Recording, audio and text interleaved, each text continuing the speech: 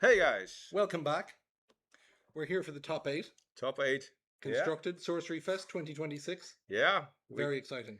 we just had a very fun A hell of announcement a of the day. top eight.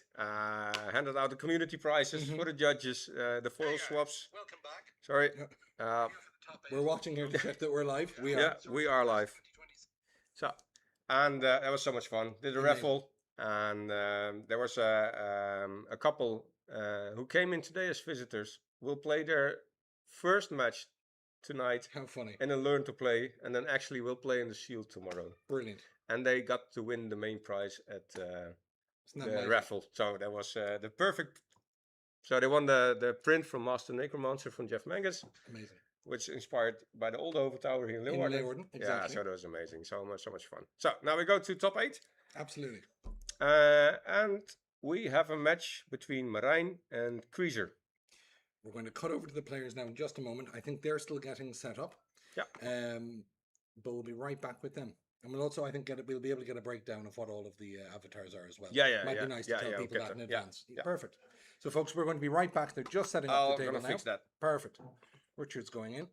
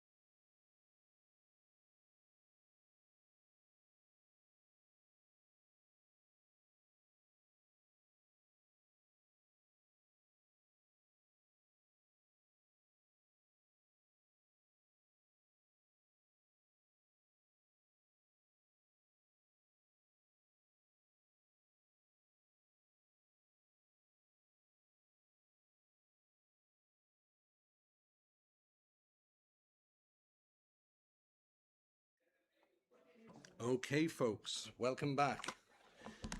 We're about to get going here with the quarterfinals. Now we have Marine playing Archimago and Martin playing Pathfinder. The avatars in the top 8 are 4 Archimagos, the most popular by far, 1 Pathfinder, 1 Imposter, 1 Geomancer, and just 1 Necromancer. We're getting these players' deck lists now. We'll be able to have a look at those in just a moment.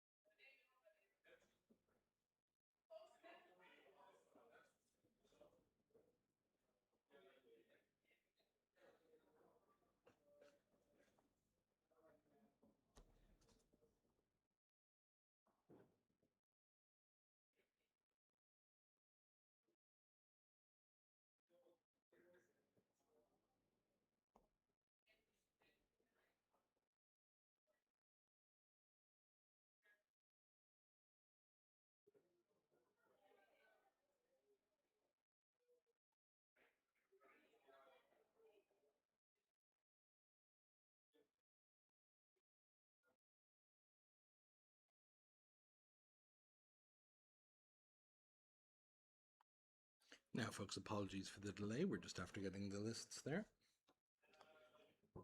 Martin is playing Mono Fire Pathfinder, and Marine is playing Earth with a splash of fire Archimago.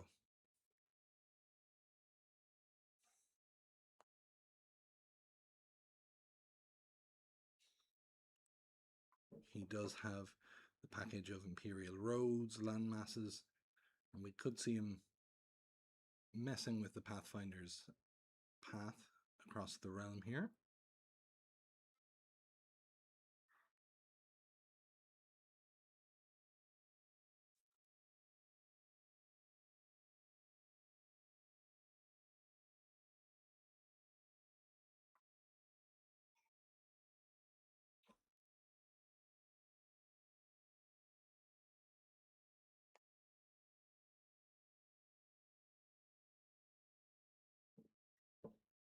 Kobolds taking out the Root Spider.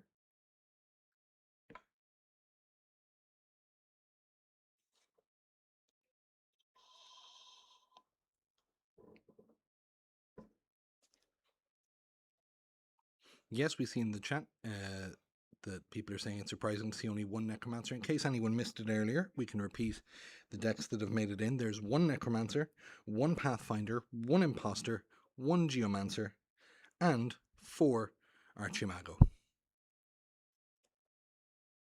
So a dominating performance from Archimago here at SorceryFest 2026.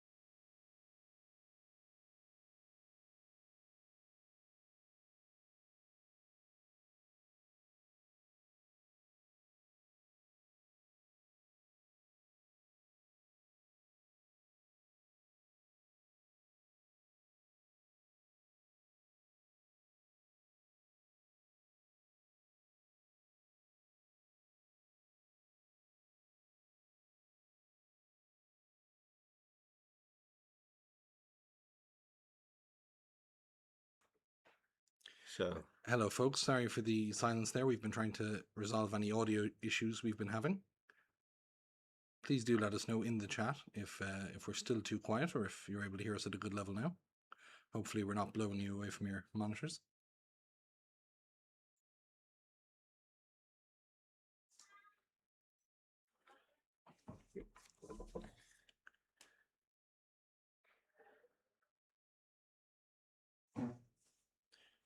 That is now a pair of Quarrelsome Kobolds, putting early pressure onto Marine.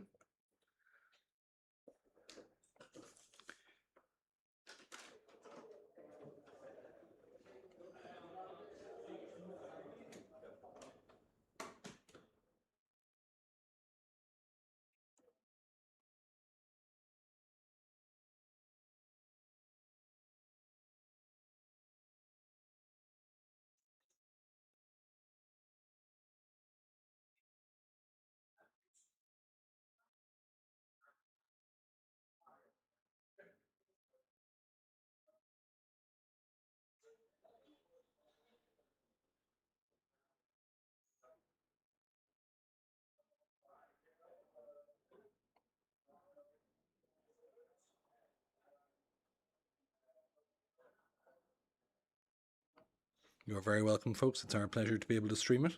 Apologies if the audio was hard to catch towards the start of the stream.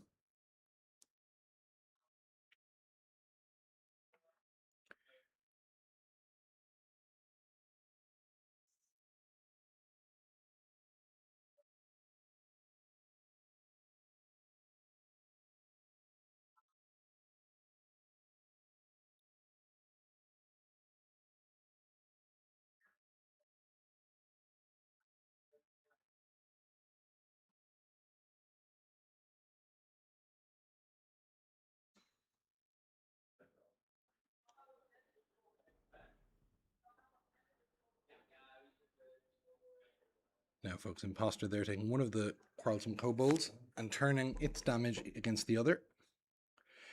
Now that it's dealt damage, it returns to Martin's control.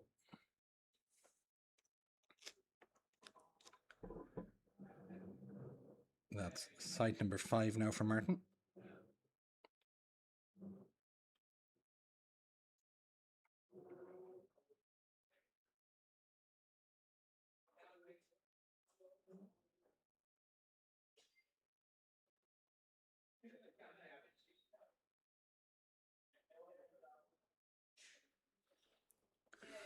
Having a look at his cards here, he's going to look to put as much early pressure on the Archimago this game as he can. If the game goes late, he probably won't be able to keep up with the value of recurring gigantic spells from the Archimago. A push forward with the Quarrelsome Kobolds, and no shortage of targets. He can hit the Avatar, he can hit the Skeleton Token.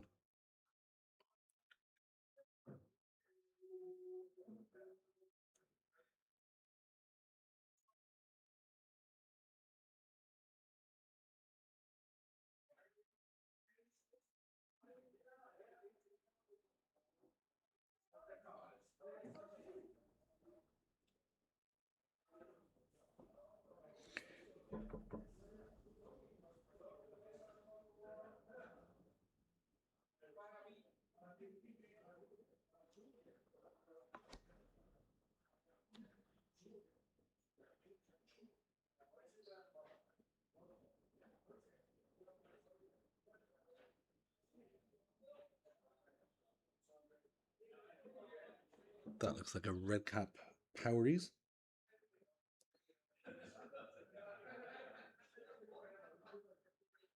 A lot of damage coming out here against Marine.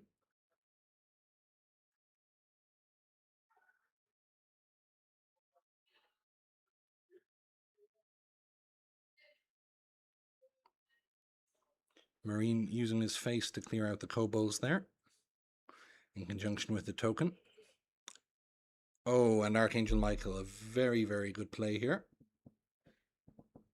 Relieving a lot of pressure from the Archimago. Now he still doesn't have any... Oh, my apologies, we seem to be re-examining that play.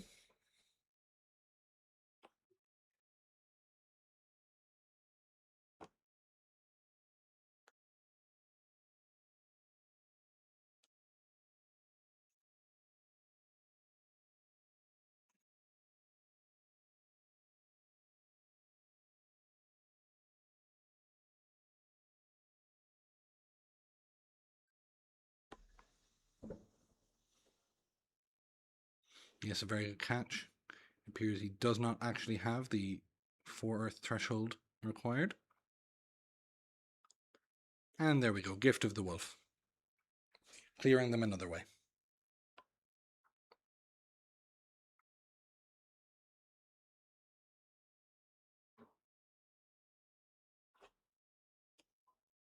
Archangel Michael, obviously an incredibly powerful card, but requiring 4 Earth threshold is certainly not trivial.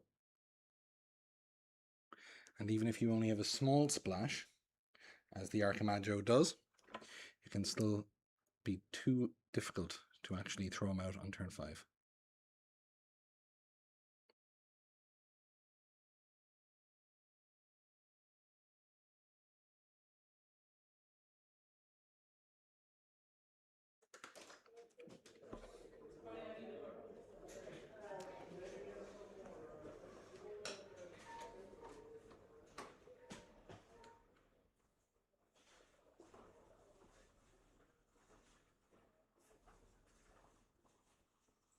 Monstrous line here, very aggressive, and really suits that Archimago is pushed forward to clear out the kobolds, because now the line can take a big chunk out of it. And the imp, a lot of damage. With Marine going down to 1, that looks like a Poison Nova to clear those up. That looks as if it's relieved all immediate pressure. Oh, and that's terrific. We'll see now. Before this pillar, he had 1 life. And now he is 8. Well, good for him. Not the biggest pillar we've seen all day, but a very, very crucial one for this game to go Marine's way. Now, he still needs some way to deal with that mortuary. Doesn't have access to his cemetery. He's in a tight spot. He does play 3 Divine Healings in his main deck, and he might definitely need them.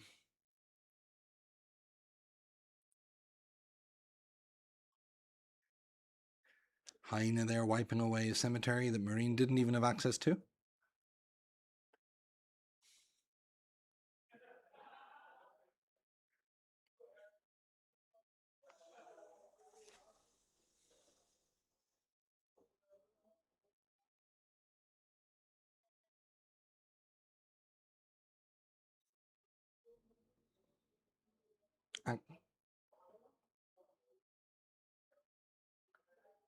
Active Volcano, and now we have enough Threshold. Here's the Archangel. Here's Kettletops. Sorry, that's a great catch by the chat. He did copy the Mortuary. Either way, it won't matter at this stage now that the hyena has eaten the cards. The interaction between mismanaged mortuary and mirror realm being that when there are 2 mismanaged mortuaries, you're basically having the effect happen twice. So in effect, you have access to your own cemetery.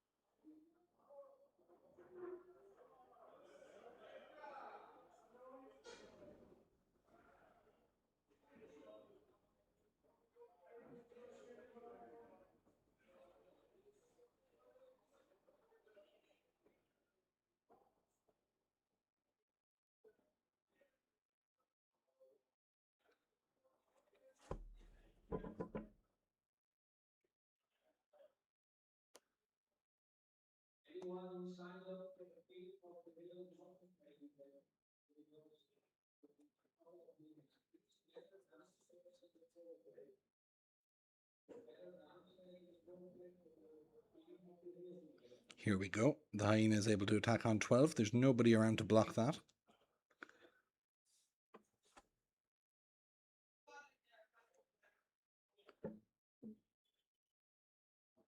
Siege Giant fling Pathfinder forward. Let him explore out onto a new site.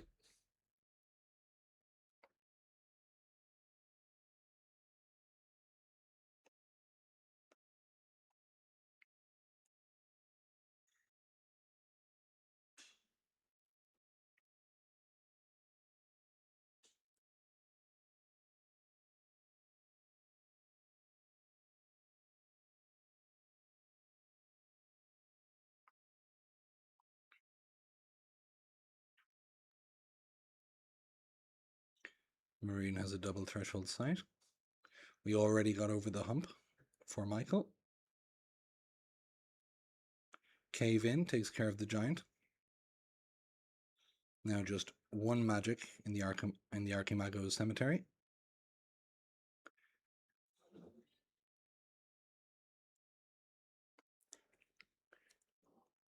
Marine turning this around into a race. He checks the hyena with another kettle top and starts pushing damage.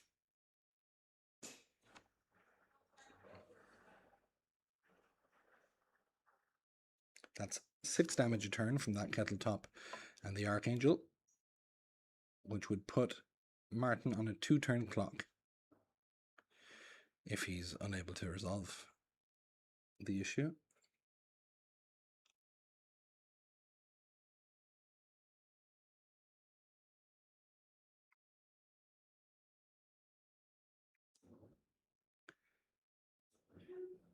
Players are just clarifying who owns what sites. They can see that Pathfinder doesn't have an obvious square to be able to move to play a new site, but he is surrounded by very, very attackable sites.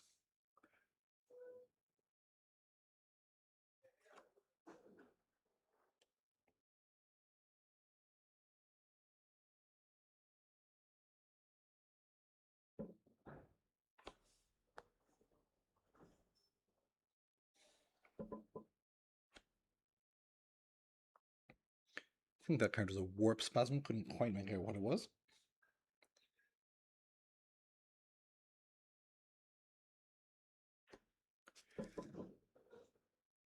Cleared a Kettle Top and freed up the Hyena to make an undefended attack.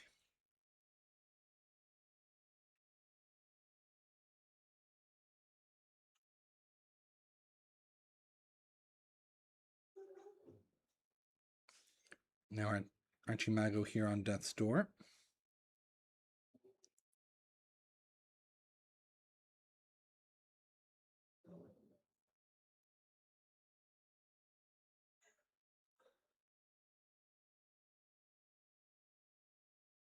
Able to put Pathfinder down to 5. It's going to be close. He's counting.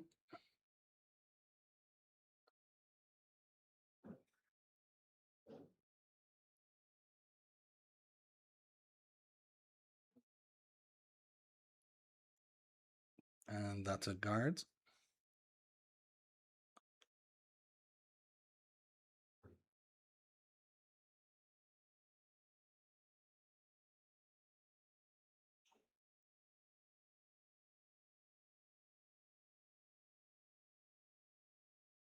It's not just a guards though. It's an absolute onslaught. All of those guards will be able to attack straight away. And both players are on Death's Door.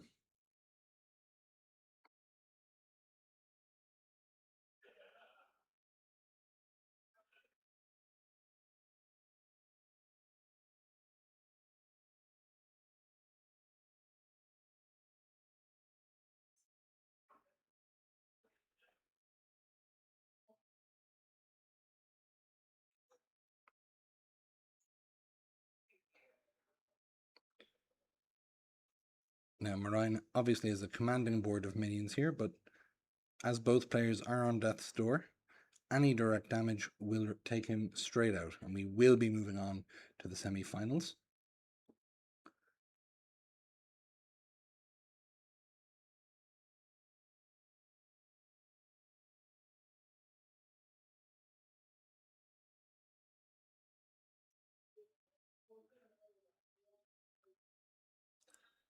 That's Warhorse carrying dragons. They move up and they get to shoot. I think the players are walking through it now. And there's the hand. Amazing. Martin, with Monofire Pathfinder, moves on to the semi-finals. One of the 4 Archimago in the top 8 has been eliminated. Good game to both of our players, and we'll see you all back in just a few minutes for the semi-finals, or maybe even a quick interview and a quick few words with Martin.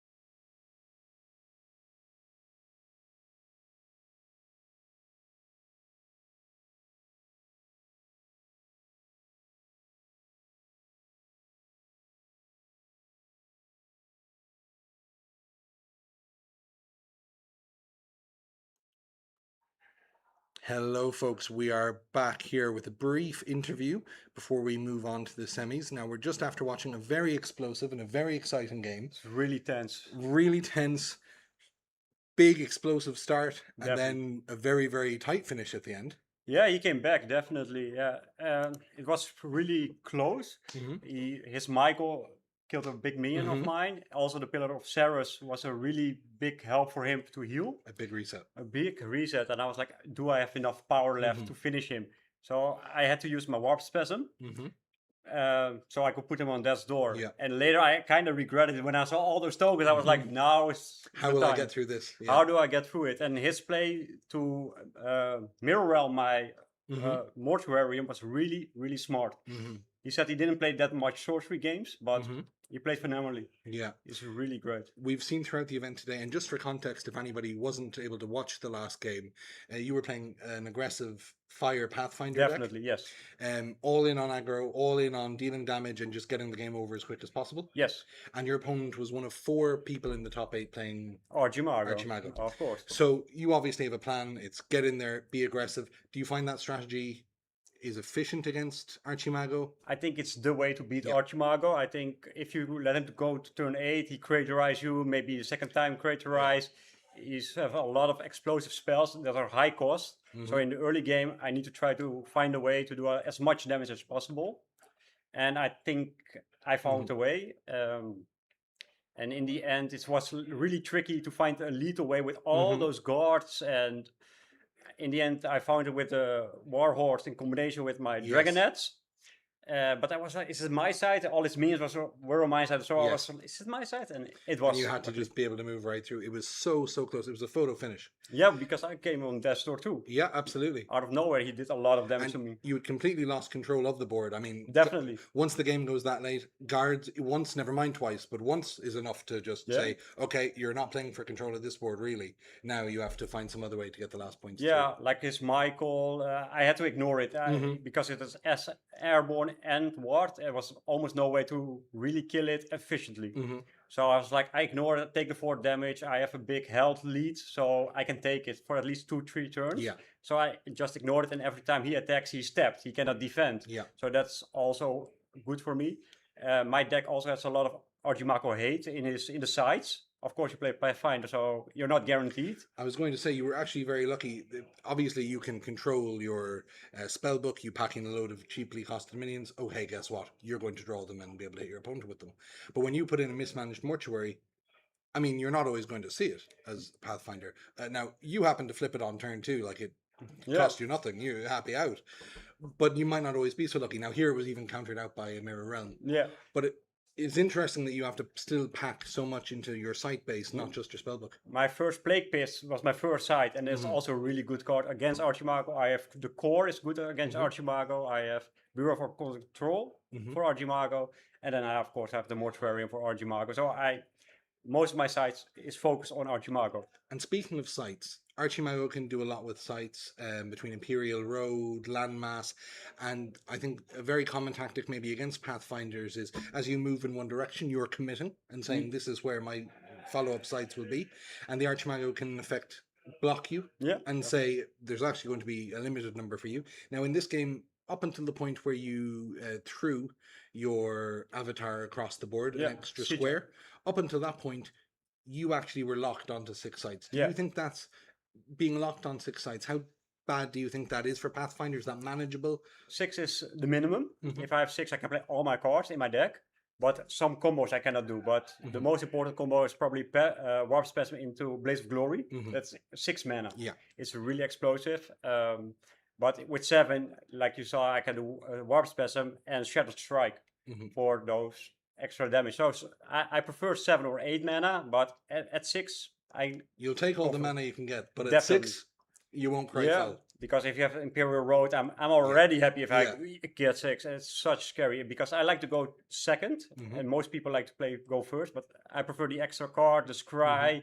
I can also move away or move towards it. It depends on the land. I feel more in control. Also, Foul Imp does more. Yes. Because if he plays a Leper Gnome, I can Foul Imp him. There's no worse feeling than holding your 2-drop in an aggressive deck, hoping for value further down the line, or committing and feeling like I just played a vanilla card. Yeah, definitely. And I think Fire Limp is one of those cards. And it's really hard sometimes to decide when do I want to play a 2-power so I have a creature on the field, or do I want his Genesis effect because it's so good against 4-power creatures because you hit them for 2, then you have your kobolds and you can kill it. Yeah. So yeah, I like mostly I reserve it, but sometimes I need to play it. Depends on my hand. I think some of the answers in that game were a little bit clunky, and that let you really get ahead. Having the 4-mana infiltrate just to deal with one of your kobolds, you were trading up on mana in a lot of those exchanges, which really kind of let you get that explosive, aggressive start. Yeah, I think my opponent also was like, was the infiltrate play the right play? He was questioning at the end, but he had to answer my. And the judge, he thought of a play like, oh, maybe you could have common sense into fireballs and then you trade one of your skeleton tokens and to treat them. So it was also a really good play from the judge.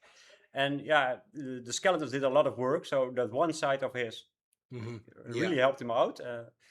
So yeah, all around good plays. Looking forward to the rest of the top 8. Now, we still have results coming in. We're not sure the makeup. For all we know, all 4 Archimago decks could have been eliminated. Improbable, but entirely possible. What are you looking to face in the rest of the top 8? Would you rather Archimagos or non-Archimago opponents? I think Archimago, when I look at the deck list, it's really powerful. If I look at, I think it's almost too strong because all the good spells they can play it again. Then they also have the defensive with Border Militia or Guard into Onslaught. So they have so much defense, and some play a lot of land masses, so that they can try to block me, and Imperial Road they play. So it's not an easy matchup, and it's definitely a little bit luck of the draw because I was out of juice at the end, but it was just enough juice. That's interesting. So your take is it's actually not an easy matchup for you, but you also think your deck is one of the best strategies to beat it. Yeah, that's how strong I think it is. Very interesting. Yeah, because I'm one of the few decks that can really pressure it and make him, to how do you say it? Pressure him to play spells that are suboptimal. Let's say it like that. Force them to not just play the game at their own pace. You can actually create tempo yourself. Yeah, so they cannot just play landmass at 3 because I put in the pressure. They can play it, but they're going to eat a hell of a lot of damage. Yeah, they definitely take like 5 damage in that turn. Crazy. And then you're in the backswing because you have no creature, so you put in a creature, and then I can put in my creature. So then I think you're on the back foot for a long time. Amazing. Well, even though you think it's a good matchup, I hope you don't get any more Archimagos then for the rest of your top 8. My one lose this tournament was against an Archimago, Joffrey. He was really good. Also in the top 8? Also in the top 8, of course. He's really good. We were watching his matches for the last few rounds of Swiss. Incredibly strong plays and a great understanding of the game. Definitely. Hopefully you managed to dodge them all. I wish you the best of luck. If I can see him in the finals, that's my wish. There you go. Okay, perfect. Thank you so much for joining me. Thank you for the wonderful game, and I'm sure we'll see you later in the top 8, okay? Congratulations. I hope so. Thank you. Good on you. Have a good day. So, thank you so much. Folks, that was Martin. He's been here with us now just after the quarterfinals. We're going to take a very brief break, and then we'll be back with the semis. Thank you so much.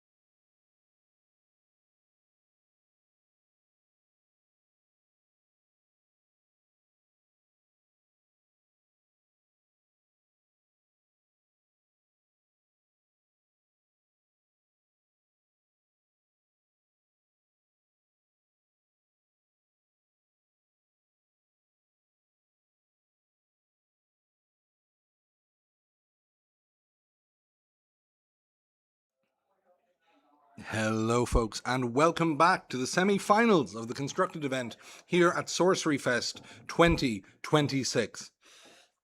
My name is Robert. I'm commentating on these games for you today. If you are a fan of men with big beards, purple jackets, and gold hats, we have great news for you. 2 Archimago players are still in the top 4 of this event. If you're a different type of fan, if you're a fan of maybe good YouTube content, you'll be happy to know that 2 of those Archimagos are Felix and Joffrey from the Happy Hobbs. Now, in the match we're going to see in this round, we have Felix on the left there playing against Kieran, who is playing Imposter. And in the other semi-final, taking place slightly further down the room from there, Joffrey is playing against Martin, who we saw win against Archimago in the quarterfinals with his mono fire Pathfinder. Felix and Joffrey are both playing Earth with a splash of fire in their Archimago decks. Martin, as I mentioned, is playing a mono fire Pathfinder deck. And that leaves Kieran, who is playing Imposter, and his Imposter list is both Earth and Fire. We saw him earlier on the stream today. Now, I should say, to stop the semi-finals only being Earth and Fire decks, Kieran has very, very kindly gone out of his way to introduce, let me see, 3 air cards to his deck. So air is very well represented in the top 4. There are 3 air cards. The sad news for some of you out there is that there is no water whatsoever in the top 4. There are a few mismanaged mortuaries. Those are providing water threshold when they flood, but really those should be cleaned up. They're not water sites at all. The players here are sitting down. If you're confused by the blank portrait underneath Kieran's name, that is because we will be switching the portrait live. And again, when I say we, I mean my right hand. We will be switching the portrait live as he dons different masks and kind of LARPs as different avatars.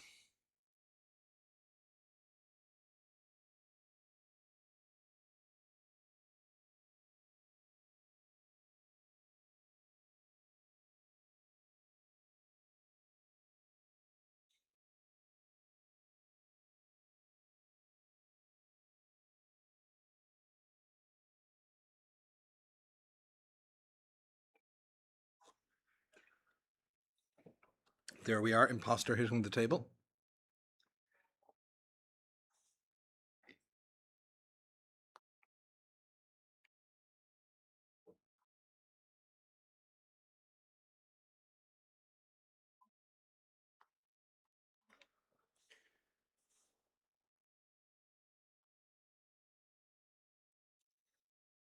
Now, both of these decks are able to accrue huge amounts of value in the late game. Obviously, Archimago can do things like drop a Craterize on top of your head, drop a second Craterize on top of your head. A major explosion. Hit you with a major explosion. Also hit you with a second major explosion. Call guards. Call more guards. All of these are huge, powerful late game plays from the Archimago deck. Now, Imposter is not without late game value. In this Imposter's collection, there is, there it is again, an Archimago, Avatar of Earth, Death Speaker, Enchantress, Interrogator, Ironclad, Pathfinder, Savior, Sorcerer, and Witch. Now, we saw Kieran earlier on camera, and he made a very, very quick switch into Pathfinder once he had played the sites from his hand out, a very common play pattern for imposters, and then started running around the board like a headless chicken, dropping sites underneath himself. This is interesting because, of course, imposters were never meant to be Pathfinders. I mean that in the sort of cosmic sense, I suppose. But he's able to build his atlas with duplicate sites. So there's a little bit more consistency added in there. Things like Ironclad sitting in his collection may not be the most important in this matchup, as he's unlikely to be continually pecked at immediately in the game. But late game, he can make a similarly big impact to Archimago. Early sights here.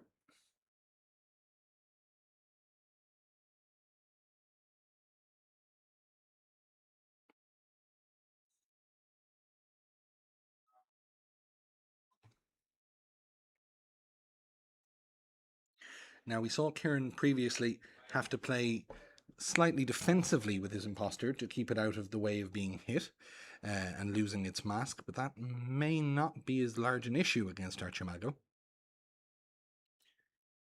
His deck has significantly more early plays than Felix's. We're talking Colicky Dragonettes, Unicorns, Kettletops, although Felix has Kettletops of his own.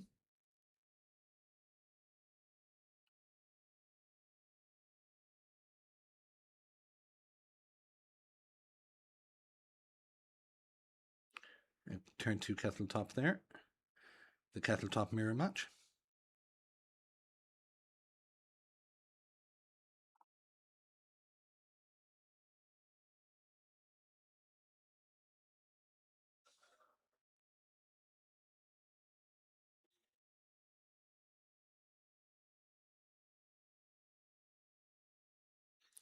Now, we can't actually see the players' cemeteries, so it's very difficult to know what the shallow graves have actually binned. Kettletops are trading.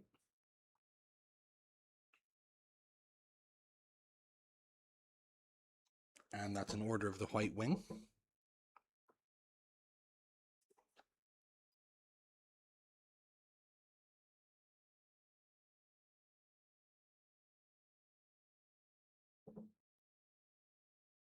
Order of the White Wing, obviously good against border militia, guards, and also good against things that in general died to 3 power units with ward.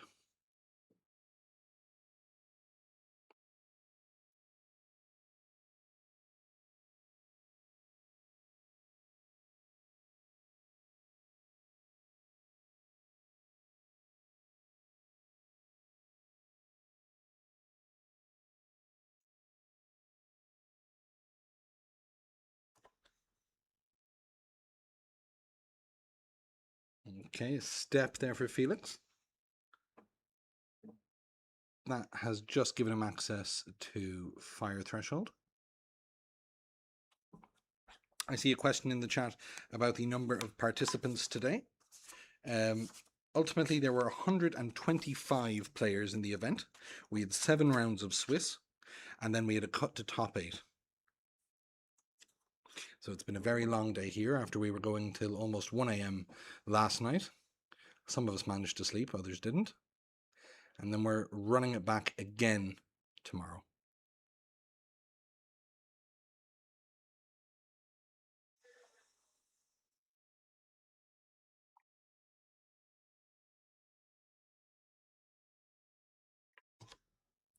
There we go now. A Pathfinder. Watch this.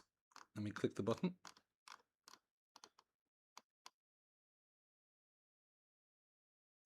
Boom. Amazing. Yes, 125. The hotel here is absolutely jammers. There's happy faces everywhere. And people, you know, even as soon as the event ended, people didn't all just run and get out. People are still in here playing cards, drinking a few beers, having a nice evening.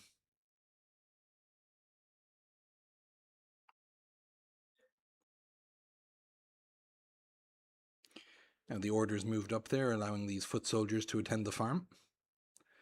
Their crops would otherwise not go seen to.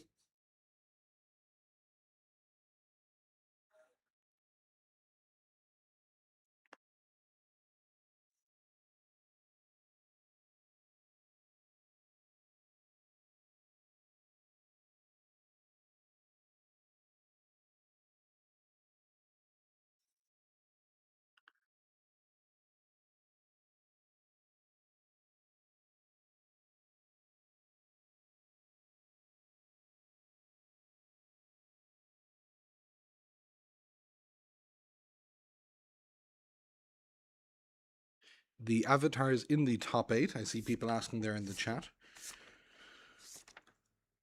were, one sec, I have the full list here. We have Necromancer, we have Pathfinder, we have Imposter, Geomancer, and there are 4 slots left. Oh, yes, 4 Archimago. Now, making our way to the semis, we are left with 2 Archimago, 1 Pathfinder, 1 Archimago, 1 Pathfinder, and 1 Imposter. I believe he landmassed and then activated his Archimago to play a site there. But I agree, I think he may have done it kind of slightly out of order, putting down both sites and only later tapping the Archie itself.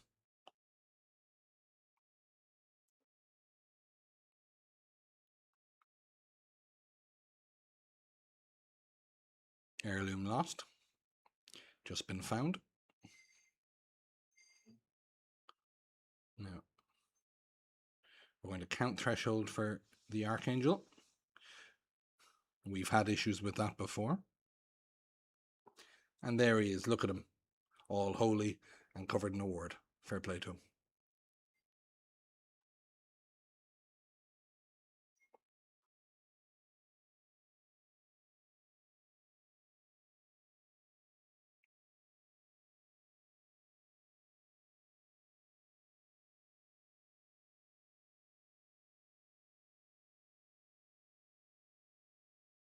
Now we're just after tapping a Pathfinder to play a site to the far side of the board.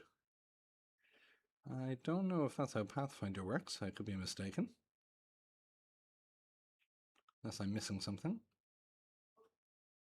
And just for the record, it's incredibly likely that I'm missing something.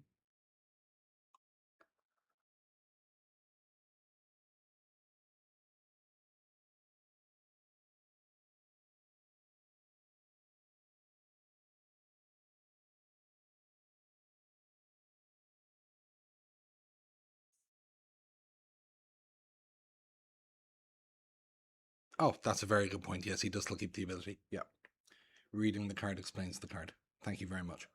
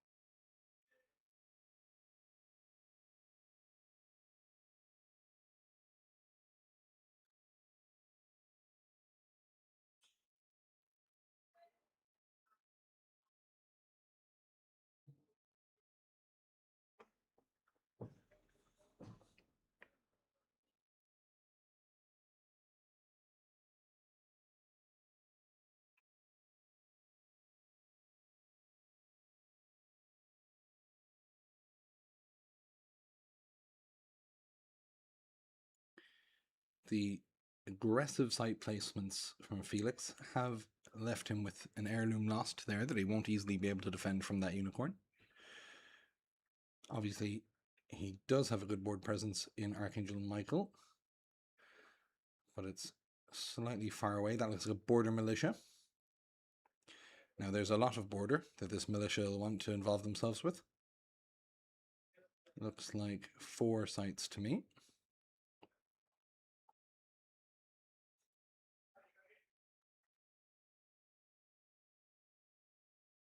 There they are. What a great bunch of dudes. These foot soldiers are absolutely massive, but they still only have 1 power. That's important to note.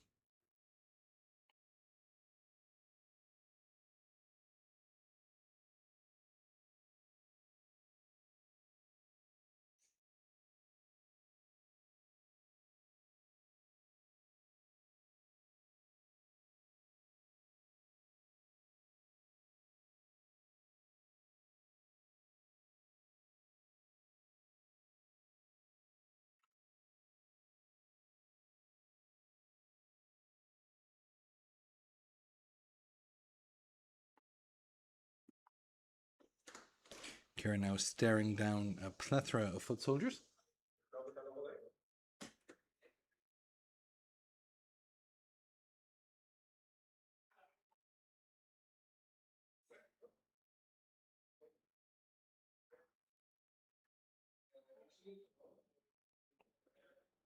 Taking in his options, his Pathfinder avatar no longer providing him with as much value as it did earlier.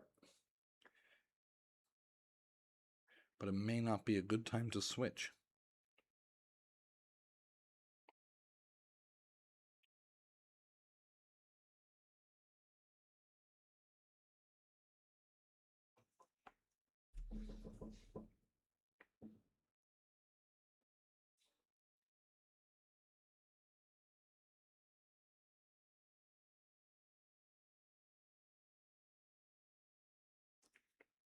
Now that was an absolutely impossible to read card from my perspective there, but it seems to be doing quite a bit of damage to the board.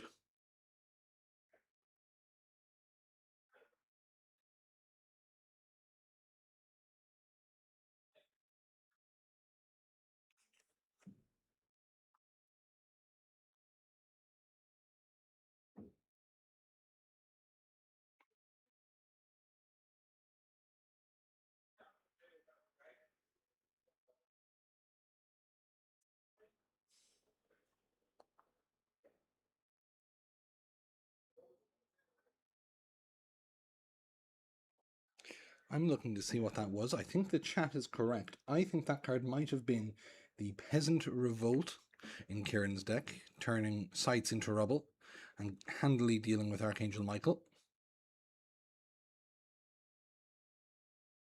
Yeah, somewhat ironic. Peasants usually being quite fond of archangels and being religious in general, I think. But again, that's their own business.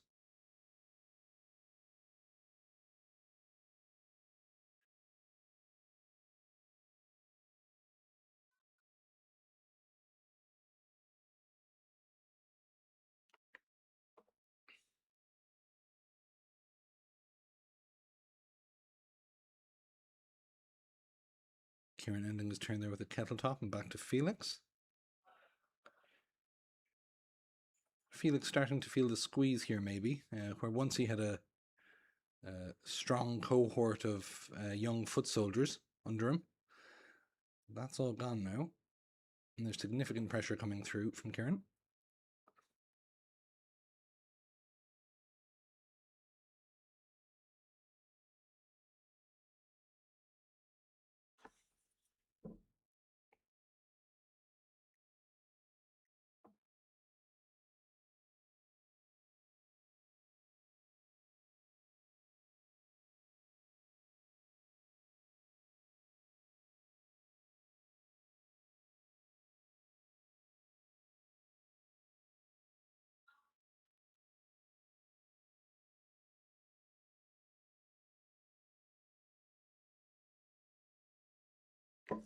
Here we have a sinkhole.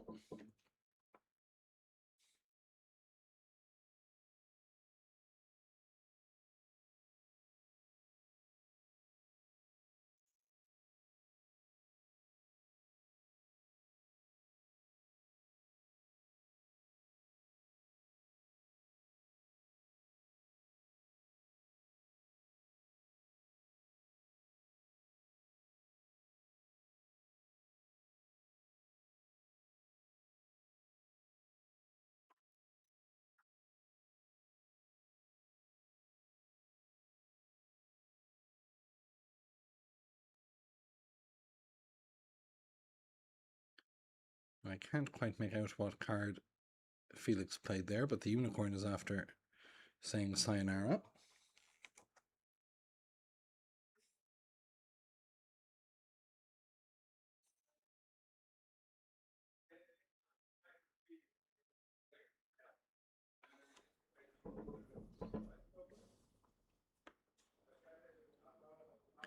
Okay, Kieran going aggressive. Here come the girls.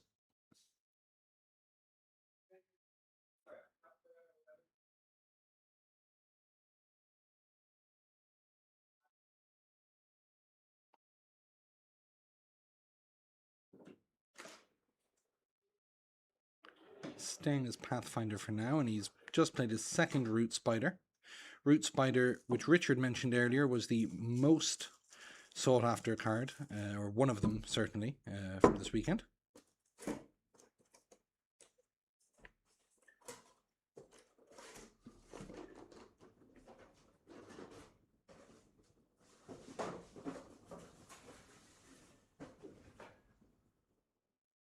We're digging for a site to help us hear from Felix. He's down to only 5 life against 20. Kieran untouched so far.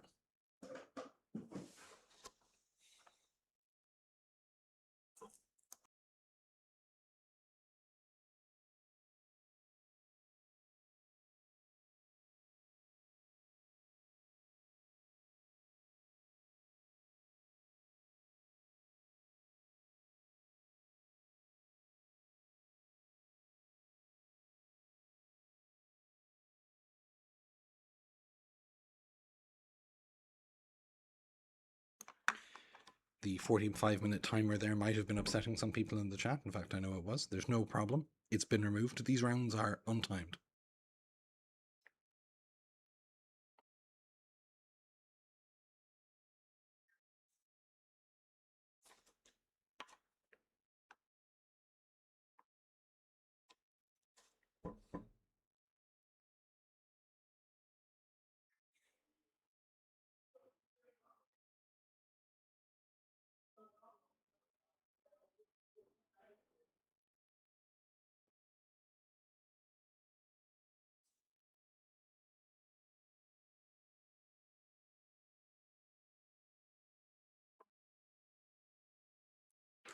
Felix pointing his sinkhole at Kieran's site. Those look like 2 rubbles to me. I'm not familiar with that art, but looks very interesting.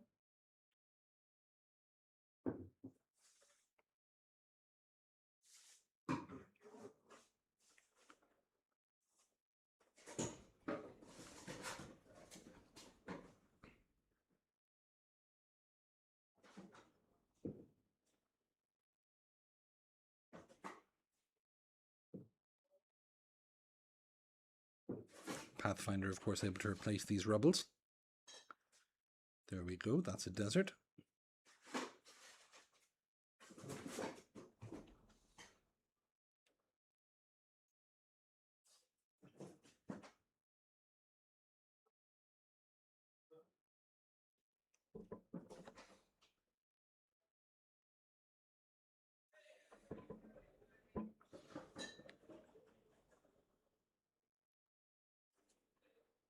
People are asking where we're playing. We're currently playing in Leeuwarden, here in the Netherlands.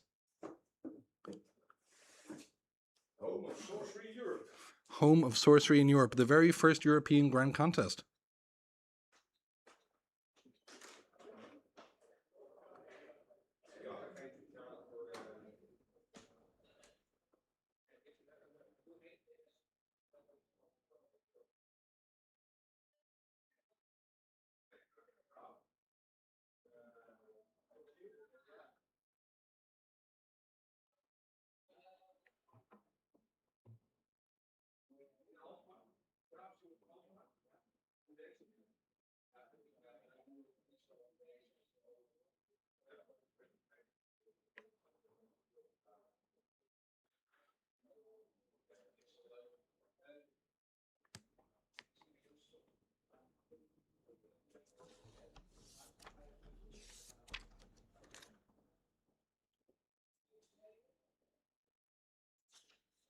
You're very welcome. We're very, very excited to bring you this coverage.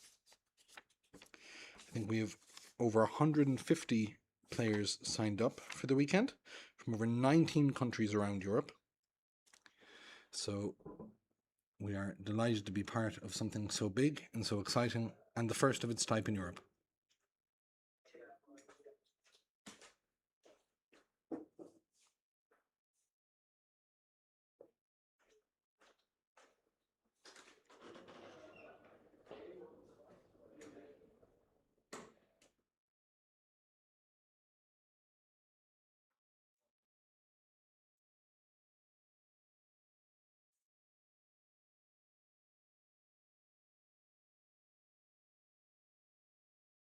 Now, Felix has just adjusted his dice to go up by 7 life there. I think we all know that means divine healing.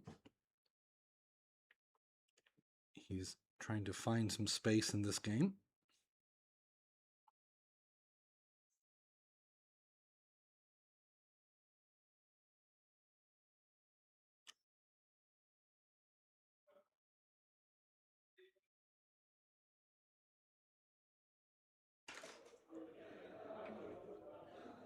Now from beneath that side, over comes the root spider. I think that just took out the rats that was hiding there. We're joined now by Richard, folks. How are we doing here? Felix is holding on. He's been on the edge for a good while, but now he's gotten a divine healing. Okay. And Kieran is having a hard time actually getting in.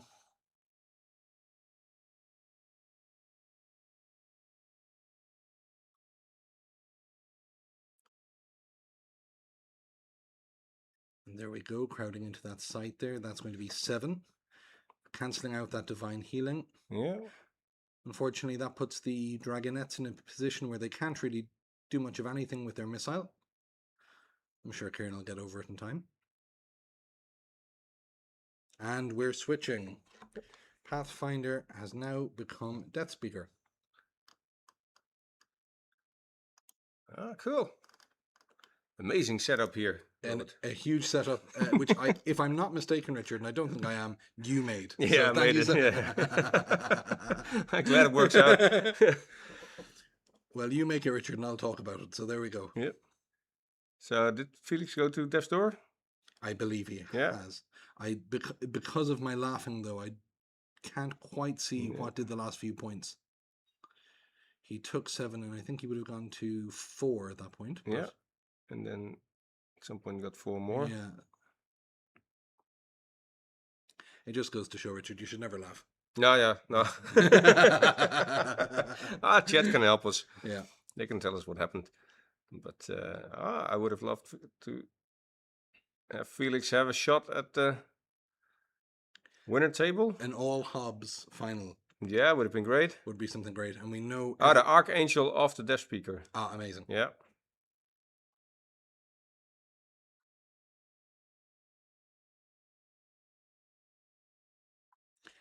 And that's what we mentioned earlier. This imposter deck has a very, very similar high power level later in the game to the Archimago deck. It can pull on all of its resources from throughout the game. But it also has a lot of these strong tempo plays, Colicky Dragonettes, Unicorns. It really wants to control that early game with actually strongly statted minions on the board. Okay, we get a Border Militia.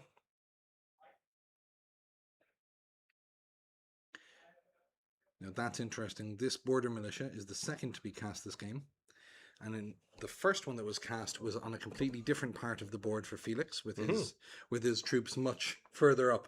Okay. But since then, so many sites have been destroyed and so much rubble has been rebuilt over that the borders have actually shifted all the way back. Amazing. So Yeah. there's been Mover a of shift in the realm. mountains. Yep. A mover of mountains. Nice. Beautiful art. Yeah. Dan Seagrave, I think. Yeah, I think so. Yeah.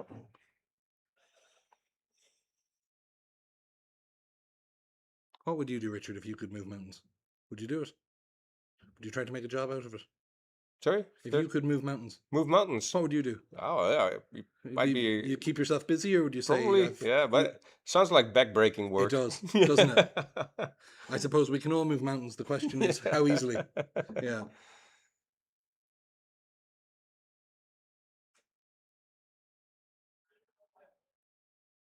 I think we've fallen prey here to laughing once again. Yeah. And we look back and see Felix has taken his Archimago and tossed it there into square 20. Yeah, Which, damn. given that that's the void, is not a legal move from 18, No. and I think that means he's been bitten. He's bitten the dust.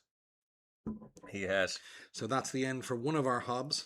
The other Hob with his Archimago deck is in the other semi-final. Yep. One deck in the semi-final, in the final, I should say, will be Imposter. The question is now, will he have another Archimago to play against, or will it be a Pathfinder?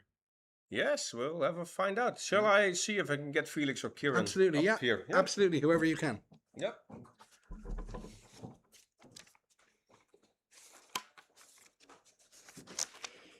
Thanks so much, folks, for the encouragement. We see your messages in the chat. My name is Robert. I've travelled to this event from Ireland, and I'm certainly not a professional sorcery player.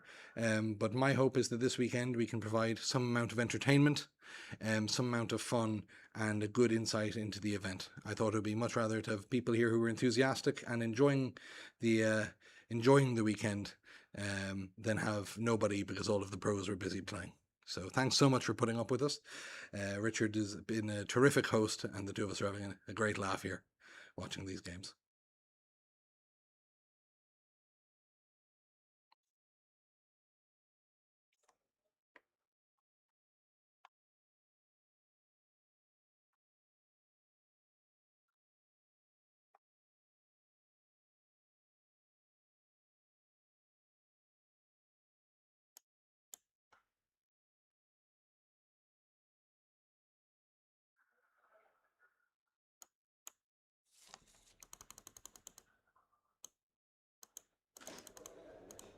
So you get both Felix and Kieran joining you Amazing.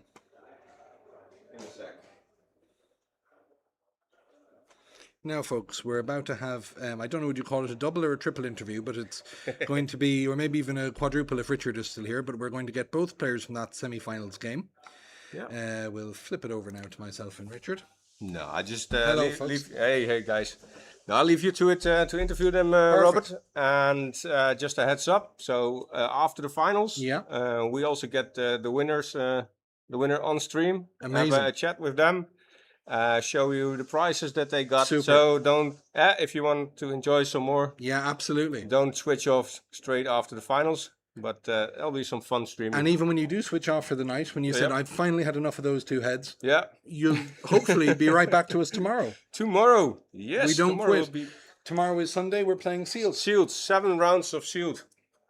Gothic, without a top 8, so... No problem. No problem, yeah. We have to go home at some point. At some point, there's always next year. Will be over. Yeah, there will be next year. Yeah, very good. Yeah. Well, we have a full day tomorrow. We had a full night last night. I think we got out of here, 10 to 1?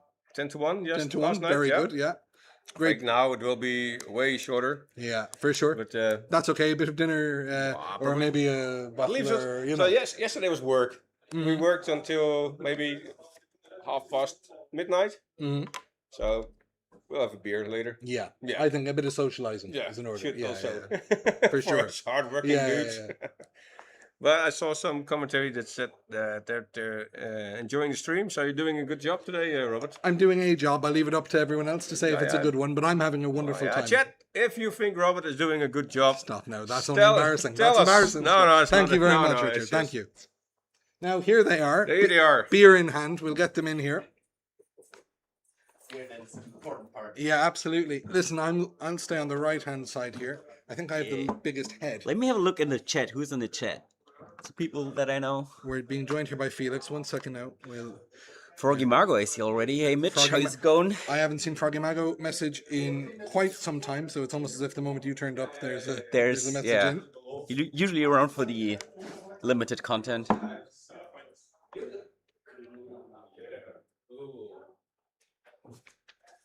Hello, hello. Hello. Shall I close the door? Please do. Thank you so much, Ron. Now, folks, we've been just spectating your game, obviously. You were playing on stream there in the semi. Yeah. Okay. Archimago, Imposter. How do you find it? It's a bad matchup for Imposter, generally. Mm-hmm. Archimago... Salt in the wound. Yeah. That's a terrible thing to... It's a very oppressive deck. It is. True. It kind of feels like you're playing something other than sorcery a lot of the time. All people say that? What? Half of the top 8 today is Archimago decks. Yeah. So I don't think half of the field was Archimago decks. I get that feeling somehow. Also because I've seen the numbers and it wasn't half of the field. But so obviously Archimago is performing very, very well. Yeah. And in general, I think when we've been talking to players about their matchups and getting people in for interviews, they seem unhappy to have to play against Archimago, normally insofar as it's a bad matchup, not that they're kind of emotionally distraught. You guys both seem to be doing pretty okay. Imposter's able to get a good amount of late game value. You've lots of different masks that you can wear and you can really adapt to a game. And that kind of late game value is what Archimago is good at as well. If players were looking at these kind of big late game plays that both of these decks can make, how would you decide between each deck? What are their relative strengths? I think you kind of put it all together. So what I'm trying to do usually is like trying to not die in the early to mid game and then just like beat my opponent with more mana, better spells, more spells. That's the whole idea. Works out pretty well. Usually there's a lot of hate cards against Archimago or like graveyard strategies in general. And it seems like your opponent usually always have them if they play them. It's like Core Crematory, Mortuary, the Burrow, they are always there. So the Archimago's players had to adapt a little bit with the Yellow Lost, do some shenanigans with that. But yeah, I hear you guys. It's like not playing. It's not fun playing against Archimago somehow. But the Heirloom Lost is incredibly interesting technology. We've seen Heirloom Losts bounced with Mirage, and actually, I think it was Joffrey in a few of his matches. We saw him basically stripping away his opponent of sights. What was once a defensive tool is now actually hindering your opponent's mana production. So it's really, really interesting to see that flexibility. Imposter also plays an Archimago in its collection. Obviously, it wants access to that ability. And we've seen in a lot of Imposter games a kind of defensive early game, trying to protect, say, your Pathfinder Mask or whatever have you early, trying to play keep away. Your approach in deck building to playing that keep away and kind of surviving through that early game is to play these hugely statted tempo minions. So we see things like Unicorn, Dragonettes. Why would you take that approach over maybe more of the removal heavy approach that Archimago takes? So there's a group of us on the summit who've been brewing Imposter, including Felix, including me. I'm just there looking what the other guys are doing to play Archimago. The conclusion that we came to is that the best way to keep your mask on and keep getting Pathfinder card advantage was to apply a lot of pressure. And so a lot of the decks we brewed originally were running like mixes and 4 waters. But at the moment in Earth and Fire, you have the opportunity to just play big minions. I'm running 3 colors, so I can also put out the Pathfinder Mask on turn 2, and then from then I'm playing a big minion every turn. Which against Archimago means he has to remove what I'm doing every single turn, or I'm going to eventually get a big hit. So the idea is that if with your spell book you can actually apply enough aggressive pressure, you can generate value and long-term benefits from your actual avatar itself. Yeah. So every turn you stay on Pathfinder, you're essentially drawing an extra card. And then the Archimago mask for me is actually only ever to flashback 1 spell, usually. Okay. Yeah. He was doing it very well, basically asking me the question, put on the pressure early on, and that's what you can have to do against Archimago, make him ask the question, see if they have it. If they have it, well, you can still like do the value game as he did. I unfortunately didn't have it, was loaded up with, unfortunately, a Crater Ice and Major Explosion. Smites, stuff like that. It's not too great in the early game, mid-game. You only have them later in the game, not in the beginning. And the Peasant Revolt was the... Yeah, I think that was the difference. That was the difference. And Felix beat me earlier in the tournament. It's true. But he won the important one, so I guess that's fine. The Peasant Revolt took you down 2 sites? 2 sites, and I was on Pathfinder Archangel Michael, which made not the worst, but the 2 sites hurt a lot because that was going for my, like, getting closer to those Major Explosion. Still not in a great spot for these, but I do have to unlock all my, like, basically all my plays are unlocked as soon as I have like 6-7 mana plus. Not having this hurts a lot. The fight for sites and kind of space in the realm was very, very interesting in that game. I know earlier there was a border militia, and we saw all of those foot soldiers very aggressively away from your side of the board, Felix. Compare that to the one that we saw in the last few turns, and there were not only less foot soldiers, but they were also moved entirely back onto your side. That border had completely shifted back. I know the chat went absolutely wild. Just physically, the Peasant Revolt didn't really make it on camera for very long. We got a brief glimpse of something, away it went. Then suddenly sites are being flipped upside down. We were all left, hold on, we think that's a Peasant Revolt. Crazy how much action there was in that game. It was fantastic to see. Peasant Revolt. Congrats against you. Very nice. Thank you very much. Very nice. Glad the Peasant Revolt is seeing so much love. It's a great card. The deck is really built to beat a water Necro and Peasant Revolt. It's a very strong deck for sure. Amazing. If both of you were to come into another constructed event tomorrow, we scrap sealed. We say we've run out of product. Gothic sealed, it's gone. We're doing constructed again. Are you both bringing the same decks?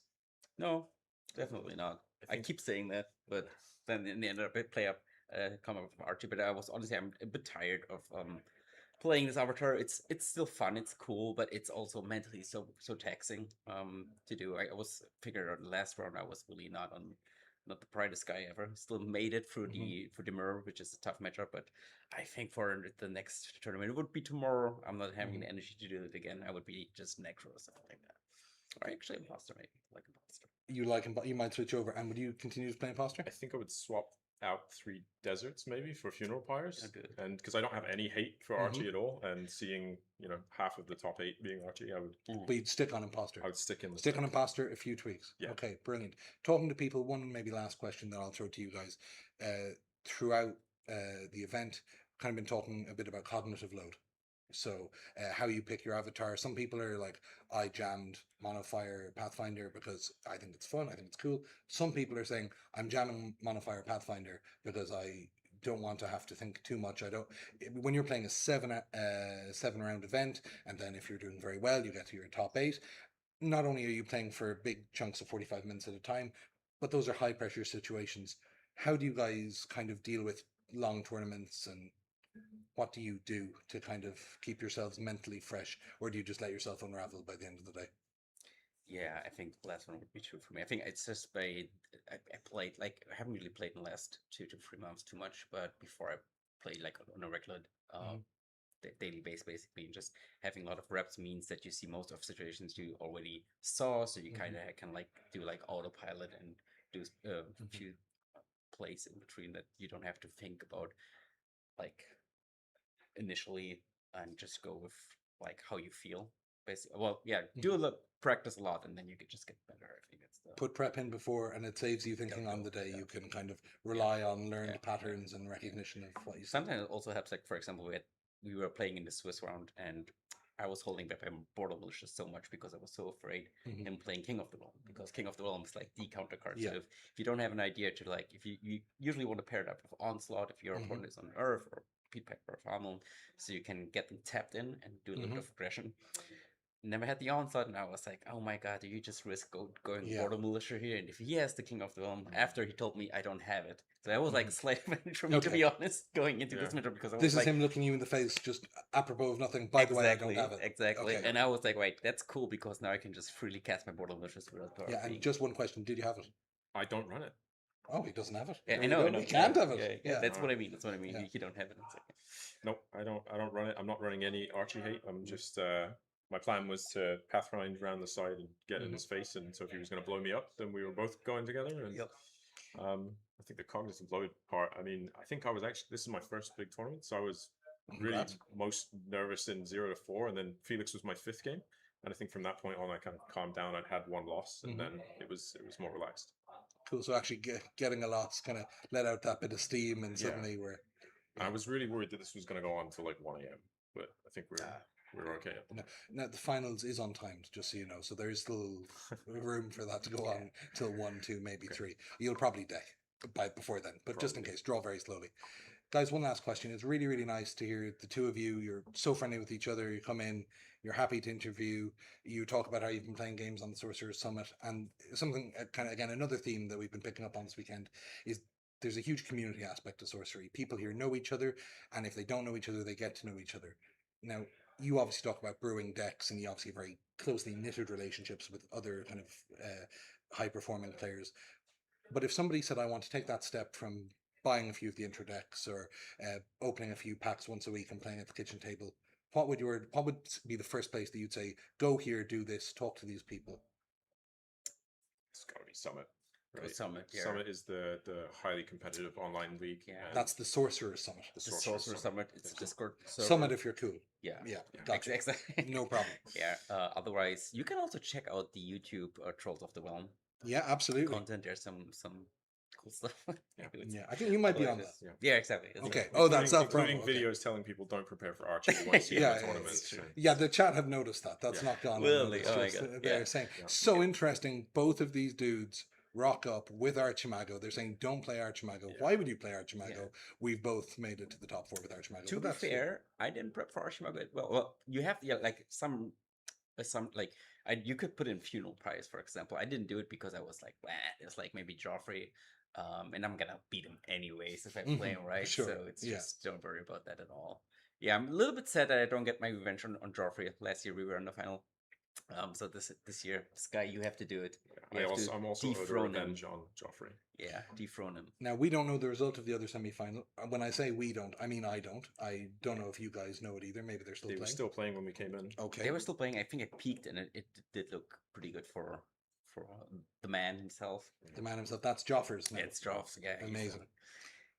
Yeah. Well, maybe you never know. It's Sorcery. Yeah, it could go either way, absolutely. A long game against Modifier Pathfinder seems scary. Seems to favor. Yeah. Yeah, for sure. Guys, thanks so much. I think we might leave this there. I'm sure both of you will want a bit of fresh air, maybe another beer, whatever you'd like, and one of you maybe take a bit of space to yourself before the final. Yeah. Super, guys. Thank you so Thank much. you, guys. Thank you. Wonderful.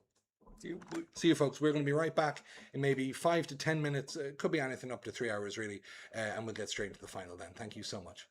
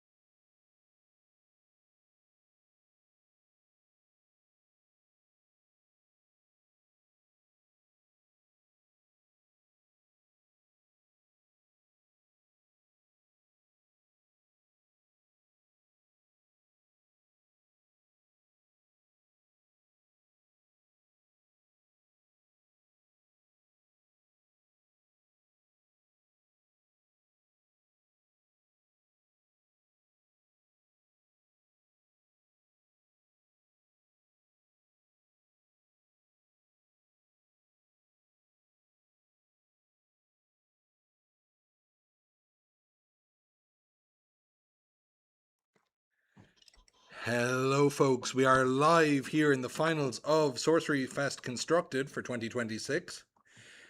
You've been listening to me all week, putting up with me. But I'm joined here in the commentary booth for the finals by Felix, the other helpful hop that is not in the final. But we have my brother-in-law, Joffrey, playing the final again. This dude is unstoppable. Well, he's difficult to stop.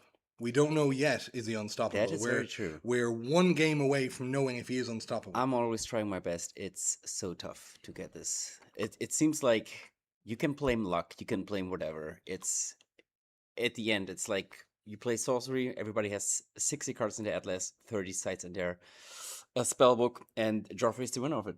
That's the story of Now, did you sorcery. switch that up on purpose? I did not. It's the other way around, right? It is, yeah. It's You 30... said 60 Atlas, 30 spellbook. I thought you were being so funny, and then I don't know why I called you. No, I'm German. I'm not funny at all. That's Usually. okay. No, yeah. no, I thought it was pretty good. That was funny to me. Yeah.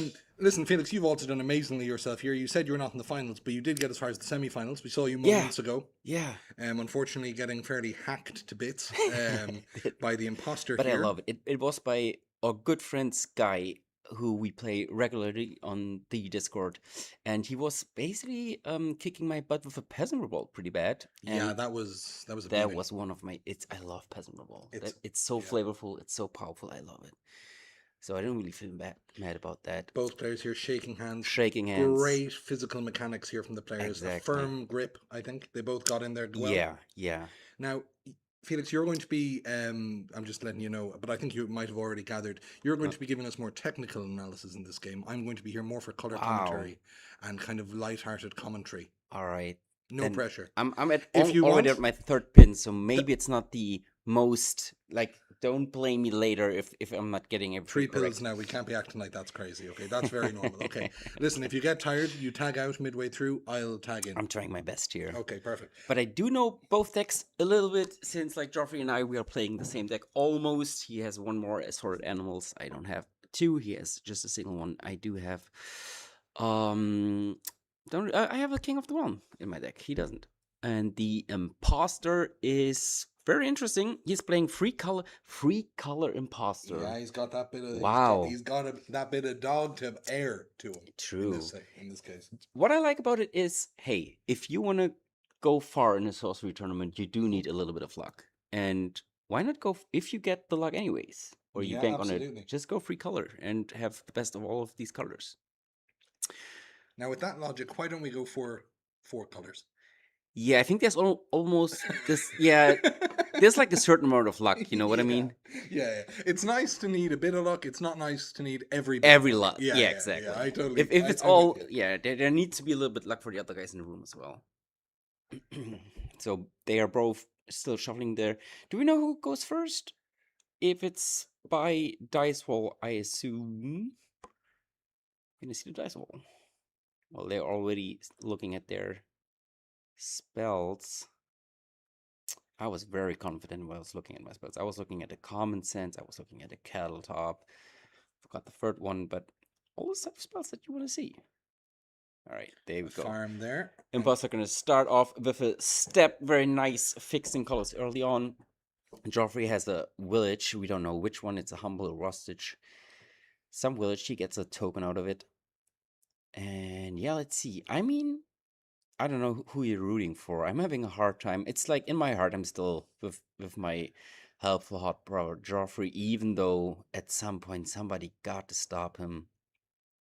Yeah, but a little bit on his back foot already when he's not on the play.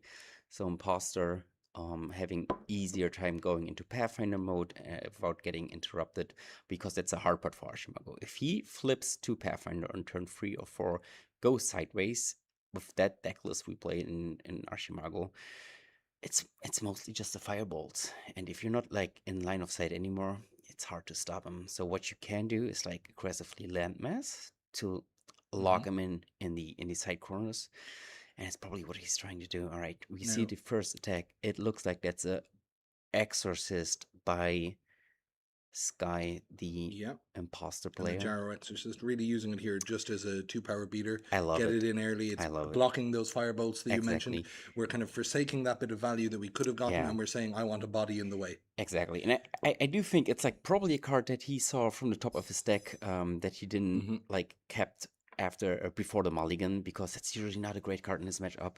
So he's using this 2-power body just aggressively early on, not waiting to get any sort of value out of his Genesis ability, because you're unlikely that you're ever gonna Is see there it. even anything in Archimago that could hit?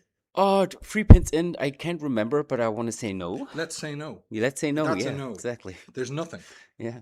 And that's confirmed. Exactly. It's confirmed, so it's just we do actually have the lists. We do. We do have the lists on this beautiful so iPad-like no device. auras. No. Is there any evil? It's not even evil. It's spirits, and it is Spirit and demon. Is it? Spirit and demon. It is. It's not the undead, and we don't have any. There's nothing. There's a load of spiders. Nothing. Exactly. But I don't think that's. No, it doesn't work.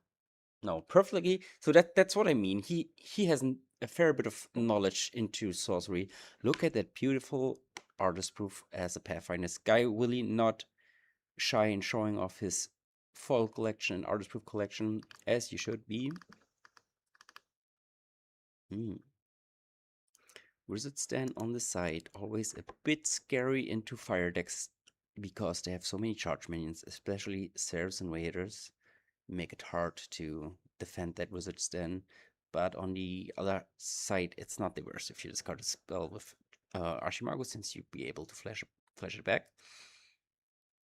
Now, Landmass is a card we're seeing here, and earlier we were having conversations about how if you're an Archie player, you can try to cut imposters or just a natural Pathfinder off their lands with this aggressive Imperial Road Landmass strategy by just spamming land sites out onto the board. Yeah. How hard in the mulligan process do you look for that out? It's not a card that you necessarily need to hit every single time. It does help out. Sometimes you will you also just get flooded a little bit by sites and land masses. It is nice when it's nice. That sounds weird, but it is good when it's good. We play it when we have it, but we don't go chasing it. Exactly. Sometimes I do like common sense. Like the loop back then was like common sense, stack up the yard to flashback the good cards. When you have sort of infinite time. Exactly. But that kind of changes in Sorcery. You kind of want to do a common sense early on to pick something that you're afraid of. For example, a bury, because we see a Butch Butcher on Sky side, and that's a beautiful specimen. Yeah, terrible news for Joffrey if he's not able to find a solution for that. We're almost definitely going to see something here now in the way. It's very unlikely that we would choose to not move. And there we see a common sense. Finding Barry, likely. Likely, the thing's like he would be missing mana to do so. So 5 mana. 5 mana. 2 and then 3. 2 and then 3. But where's the third? 1, 2, site? 3, 4, 5. Is this one? Yeah, there we go. That's it. That's it. Yeah, so we see 2 things here. Sky knows that matchup so well, so he's not afraid into going Pathfinder turn 3 without being able to use it right away, because he knows the only way for Joffrey is to get rid of if he has a natural firebolts in hand, which is unlikely because he knows we just play a single copy of it. You won't be able to fetch it with common sense since you don't have enough mana. So he did it on turn 3 proactively. Very nice. And yeah, he was maybe threatening Joffrey here, really hoping for him not to have a common sense or any way to get rid of the Putch Butcher. It's always a check, and it's what you have to do. Does he have it? Because if he doesn't, it's bad news for the Archimago player. Well, if he did have to take a turn off there and start moving his Archie around, he would be significantly behind. Exactly. Very aggressive play here. We see a spellcaster being played with fireballs, getting rid of that 1 token and a bit of damage on the Archimago, going down to 16 They life. should also be warded. I don't think they've put a ward on them yet. Yeah, there we go. Thanks, Joffrey. I got that one. But nice of Joffrey to point it out to his opponent as well. He's on stream. He has to. Absolutely. He wouldn't otherwise, right?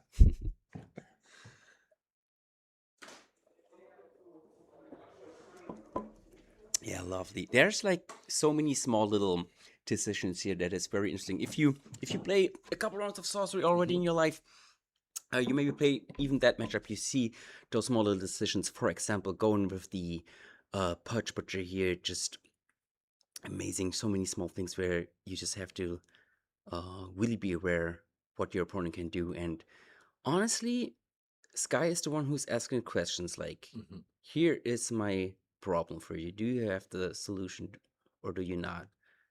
And Joffrey always has to answer these, because if he's not, he's falling behind. That's the last thing you want to do as a Archimago.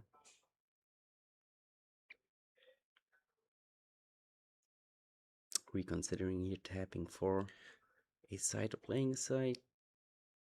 A question for you, Felix. Do you expect to see that Pathfinder stay on the board and perhaps maybe run up there? We have squares 11, 6, 1, and kind of maximize all of that space? Or do you think, obviously, Joffrey's invested in removing that mask if possible, but do you think there's the potential that he'd say, no, I've kind of milked enough value out of this and I want to try something else? At some point, it's really tough to get rid of the mask early on for Archimago with that kind of build, because all you have is usually fireballs. You have very slow minions. They won't be able to chase the Pathfinder. So we see a very typical thing here. Pathfinder going to the side. Joffrey trying to lock him in with a landmass so he won't be able to take the whole left or right side for him. Stopping Pathfinder like that so he doesn't get too much value out of it. And to be fair, having Pathfinder on the side isn't the end of it, because that means, for example, like a Flame Caller or a Avatar of Earth, which is usually a lot of burst damage. It won't be that potent on the side. Flame Caller, unlikely to gonna be in line of sight with the Archimago, and even the Avatar of Earth on the side is usually not where you want to be.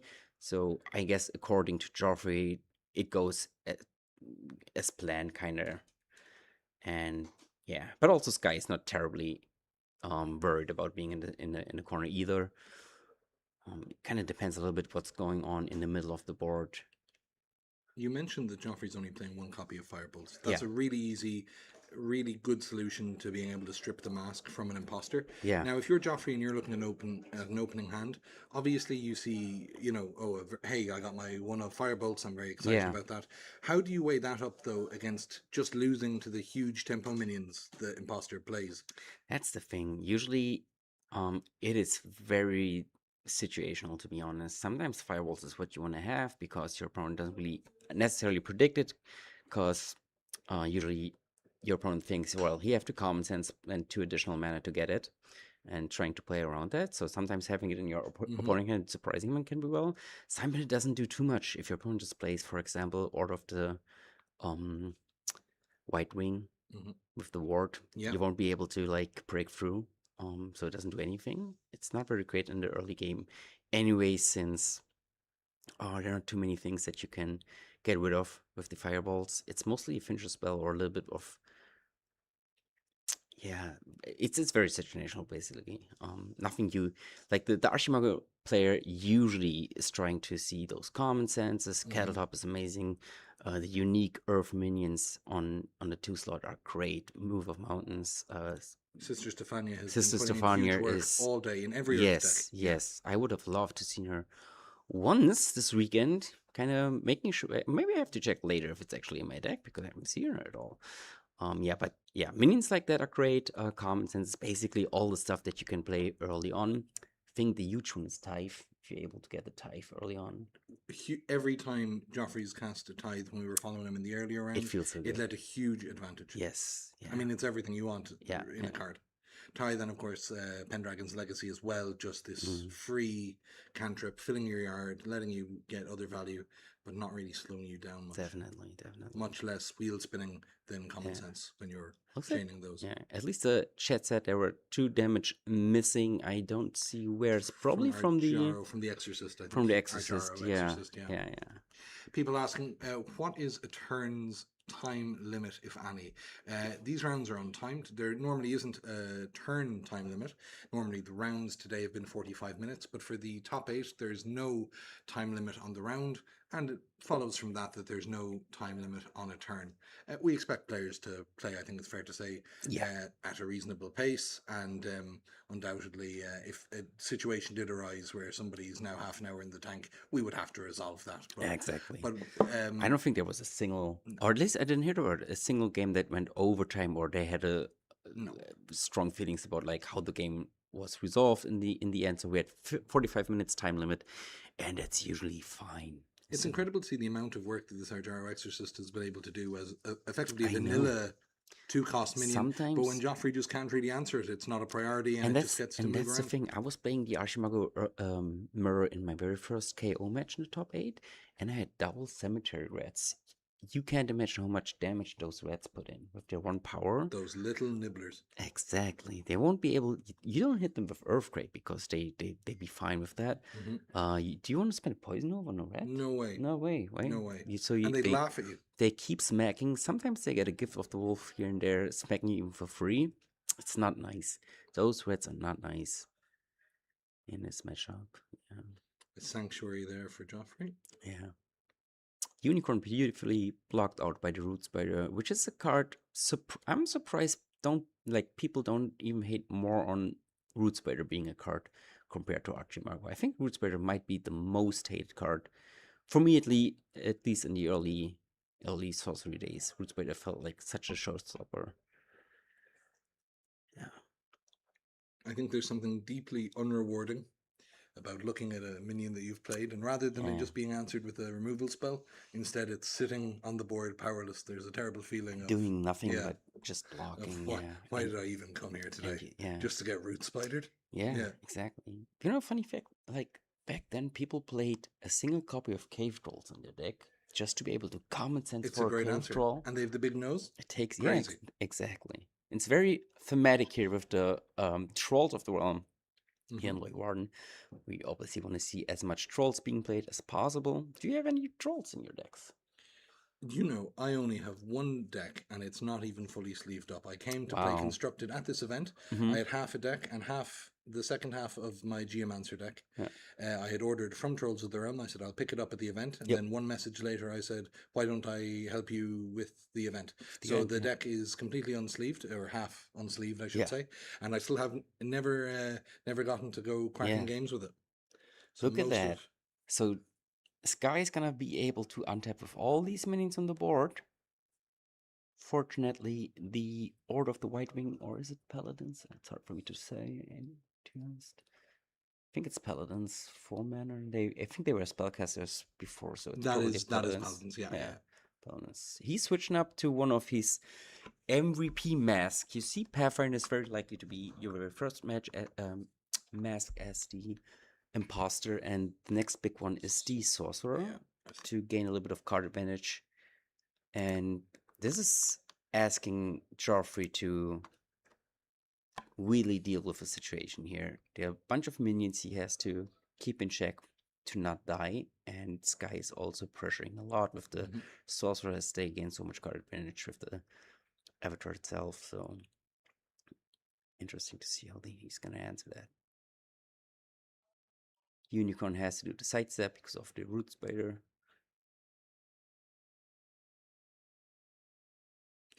A question for you, Felix. If Imposter is so flexible, they have answers for so many situations, they have a different mask to get them out of many, many problems. Why did we not have a room of 125 imposters? That's actually a good question. I was playing a lot of Imposter early on in Gothic. Basically, the Avatar, I probably played it even more than Archimago or the other ones. The thing that keeps me stopping playing it competitively, that sometimes it just doesn't line up, if you know what I mean. Sometimes you just don't draw this, you have like very little agency about if your opponent has certain counter techniques against what you're trying to achieve. But it's a very strong deck, and the cool thing with Imposter especially is you can almost play every color. Sky's deck is Earth, splashing a good amount of fire, and then with a few juicy air cards as well.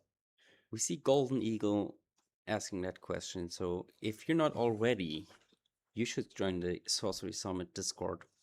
It's basically the largest competitive sorcery Discord out there. Very good players are gathering there, playing on a regular base. We have a league. Really want to make sure you be part of that and try to get as much games in as possible. Now, when you say that imposter decks might suffer kind of with a lack of consistency, is that specific maybe to this kind of Earthfire tempo minion build, or is that a general problem that imposter faces? What about when they play water, for instance? Which... So I think for me at least, the big part is you really want to try to make sure that you don't lose the early game, because what you want to do is usually mask up as soon as possible. For example, to Pathfinder to get the card advantage, and imagine you just don't have a creature drop by turn 3 or turn 4. You're just falling behind, and like a little foot soldier stumbles around and just giving you a hard time. That can happen from time to time. On the other side, you have incredible, I call them like gotcha moments with imposter. If you have like mask like Avatar of Earth, that's something a lot of people don't really have in mind when they play against you, and your avatar is a little bit more aggressive in the front rows, and you just mask up to Avatar of Earth, and out of nowhere you swing for another 6. I mean, you can naturally find yourself moving up the board as a Pathfinder. As a Pathfinder, exactly. And that's not in any way suspicious. Your opponent doesn't say, oh my god, this guy's putting down Pathfinder sites, he's obviously going to hit me. And the current, I would say, like state of the art with imposter is going very deep into fire. So what you're trying to do is, hey, you trade minion for minion with your fire minions. You got a bunch with double threshold or even triple threshold, and then you go for a huge Flamecaller turn. Something a lot of people don't have in mind when they play against you. You just, hey, go Flamecaller, maybe even play a Plink to reposition you, and then Flamecaller them for like up to 15 damage. Seen that happens quite regular actually, and it's a huge surprise moment. Yeah, playing against imposter usually requires you, if you want to be successful, to seen it before, because they have so many weird interactions. They have the possibility space you're saying is so big. It is. If you were new to Constructed, you sit down and your opponent, even if you kind of were familiar with the cards in the format, if you see that your opponent is playing imposter, it's very difficult to just imagine what they could do. It is very weird. Like sometimes your opponent, he plays a Great Famine. You probably know what the Great Famine is, and next turn he switches to Enchantress. I can tell you a lot about the Great Famine, by the way, but after the stream we'll get to that. Sure. He plays a Great Famine. The very next turn he switches into Enchantress and plays Whirling Blades on that Great Famine. Wow. Insane. It's insane, yeah. And you have to be very well aware of this, that if you're not, it can really get you off guard and steal the game.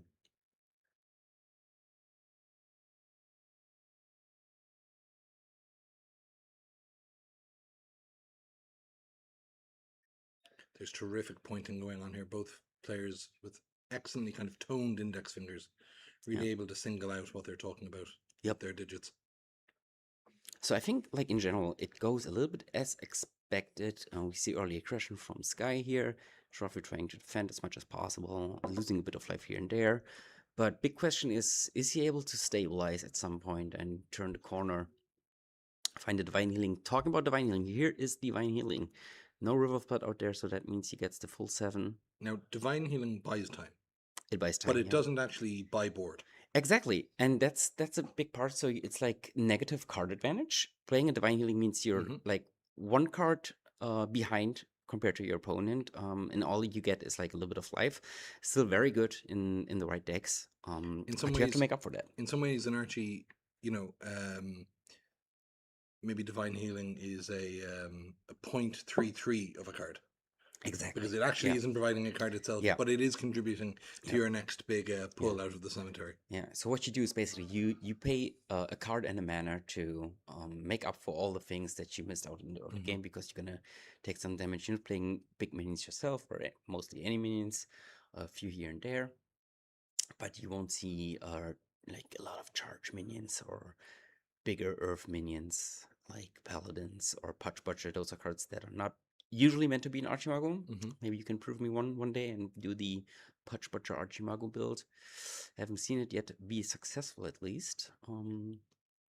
But yeah, that's why you have Divine Healing. Make up for all the life loss that you had in the early to mid game, and try to stabilize to go to your big stuff like Major Explosion, Greater Rise, all the good stuff, and win from there. Now, there's a lot of cards have been drawn so far this game, but on the board, aside from the paladins that's getting in, there's a lot of turtling up from the imposter player who's accruing a large advantage in the meantime. How do we expect to see this to start playing out and kind of moving towards an end game? Because right now both players are relatively healthy. Okay, the paladins is getting in for 4 damage, but people have been dealt a lot more than 4 damage a turn on stream. Yeah. Where does this game kind of progress to from here? Well, it's hard to say. I think from now, it's like a Sky is having a little bit of trouble to push it over the line and just get in like the lethal like amount of damage that he really wants to deal to put him under real pressure. Right now, Joffrey is able to keep himself around, just heal back to 18 life, which is usually not a very good sign for your opponent. If I think we're approaching like mid to early late game right now. Yeah, we'll see from there. But if I would have to guess, it's not looking spectacular for Sky here. But you never know, right? It's sorcery, and they're like below. There's a lot of game left. We know that one way or the other. For sure. And like one card that I'm not sure if he has in his deck, but Curtis and Ties. That's one of the cards that usually not big in imposter lists because your opponent will be able to really make you pay for what you did to him. If he controls your turn, you can do a lot of shenanigans with your mask. Maybe you play Mage Expose and all this kind of stuff yourself. You don't want to see that cast on your head. I'll stop you there and I'll let you go on something else, but I'll stop you there because I can confirm there's no Courtesan Thias. There's no Courtesan Thias. He's Courtesan Thias-less. How bad would be a Peasant Vault here? Doesn't look it would affect Joffrey too hard. I see a Mount Usar. I see a Wizard stand, and a Pillar of Cyrus and a what? It wouldn't affect any units of his. Yeah, which is not that necessary. I think like what you want to get with is like 2 to even more sides, like you did to me, and you would achieve that. And then you're drawing 2 cards a turn. You've developed the mana advantage. That's your out. Yeah, doesn't look like Sky has plenty of unique cards himself, so that is like a very nice spell he would probably love to see. His deck leans so heavily into those ordinaries. And exceptionals that it's really so free to run it. Yeah, and isn't that crazy? Like, I remember like early days of Sorcery, people are like, yeah, in 4 to 5 years from now, this game is going to be nothing but uniques. But no, it's not. There's like, look at the board state. Those are super competitive decks. There are a few uniques here and there, but like the main bunch of cards you're going to play are ordinaries, exceptionals, and some elites. And like I said, some uniques here and there.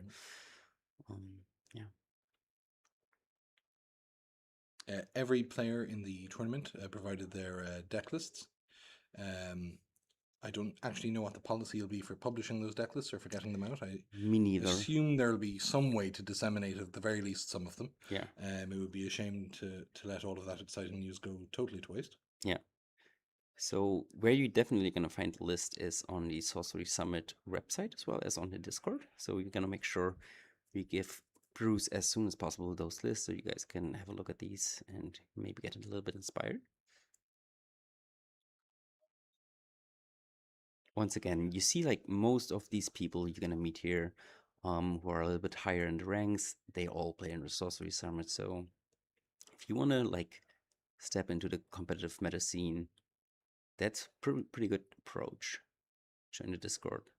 Play there for free. It doesn't cost you anything. If you want to get some prizes, you can support them for a few bucks, and you'll be even able to win some very cool prizes. And there's like some really big stuff over there. Like, and when we talk about playing in the Sorcerer Summit, just for people who aren't aware, that's playing Sorcery online, and it's playing through Tabletop Simulator. Tabletop Simulator, exactly. I think we even have the option right now to play in paper, in person, and report the results if you want to do that. Now, hard to play with all of those people you've just mentioned in paper. You'd really have to track them down. It's very true. But Tabletop Simulator is very doable. Very doable. I have to say you probably have to get used to it if you're not into if you're not really into Tabletop Simulator. Basically, you probably have to play 2 to 3 games to really get a feeling for it. But after a while, it's going to be fine.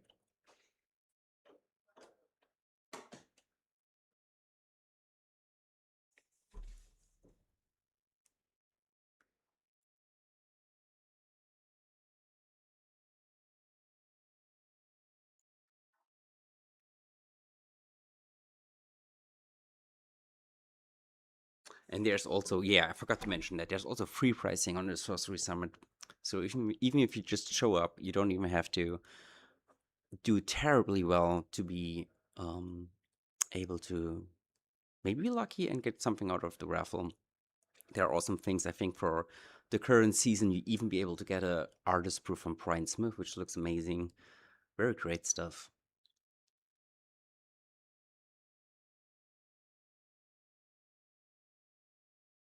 And one little note, we had the grand contest last year here in Leeuwarden as well, and we were barely 70 people, and we double up the number for this year. And there was even a huge queue for people who wanted to play here as well, who won't be able to get tickets.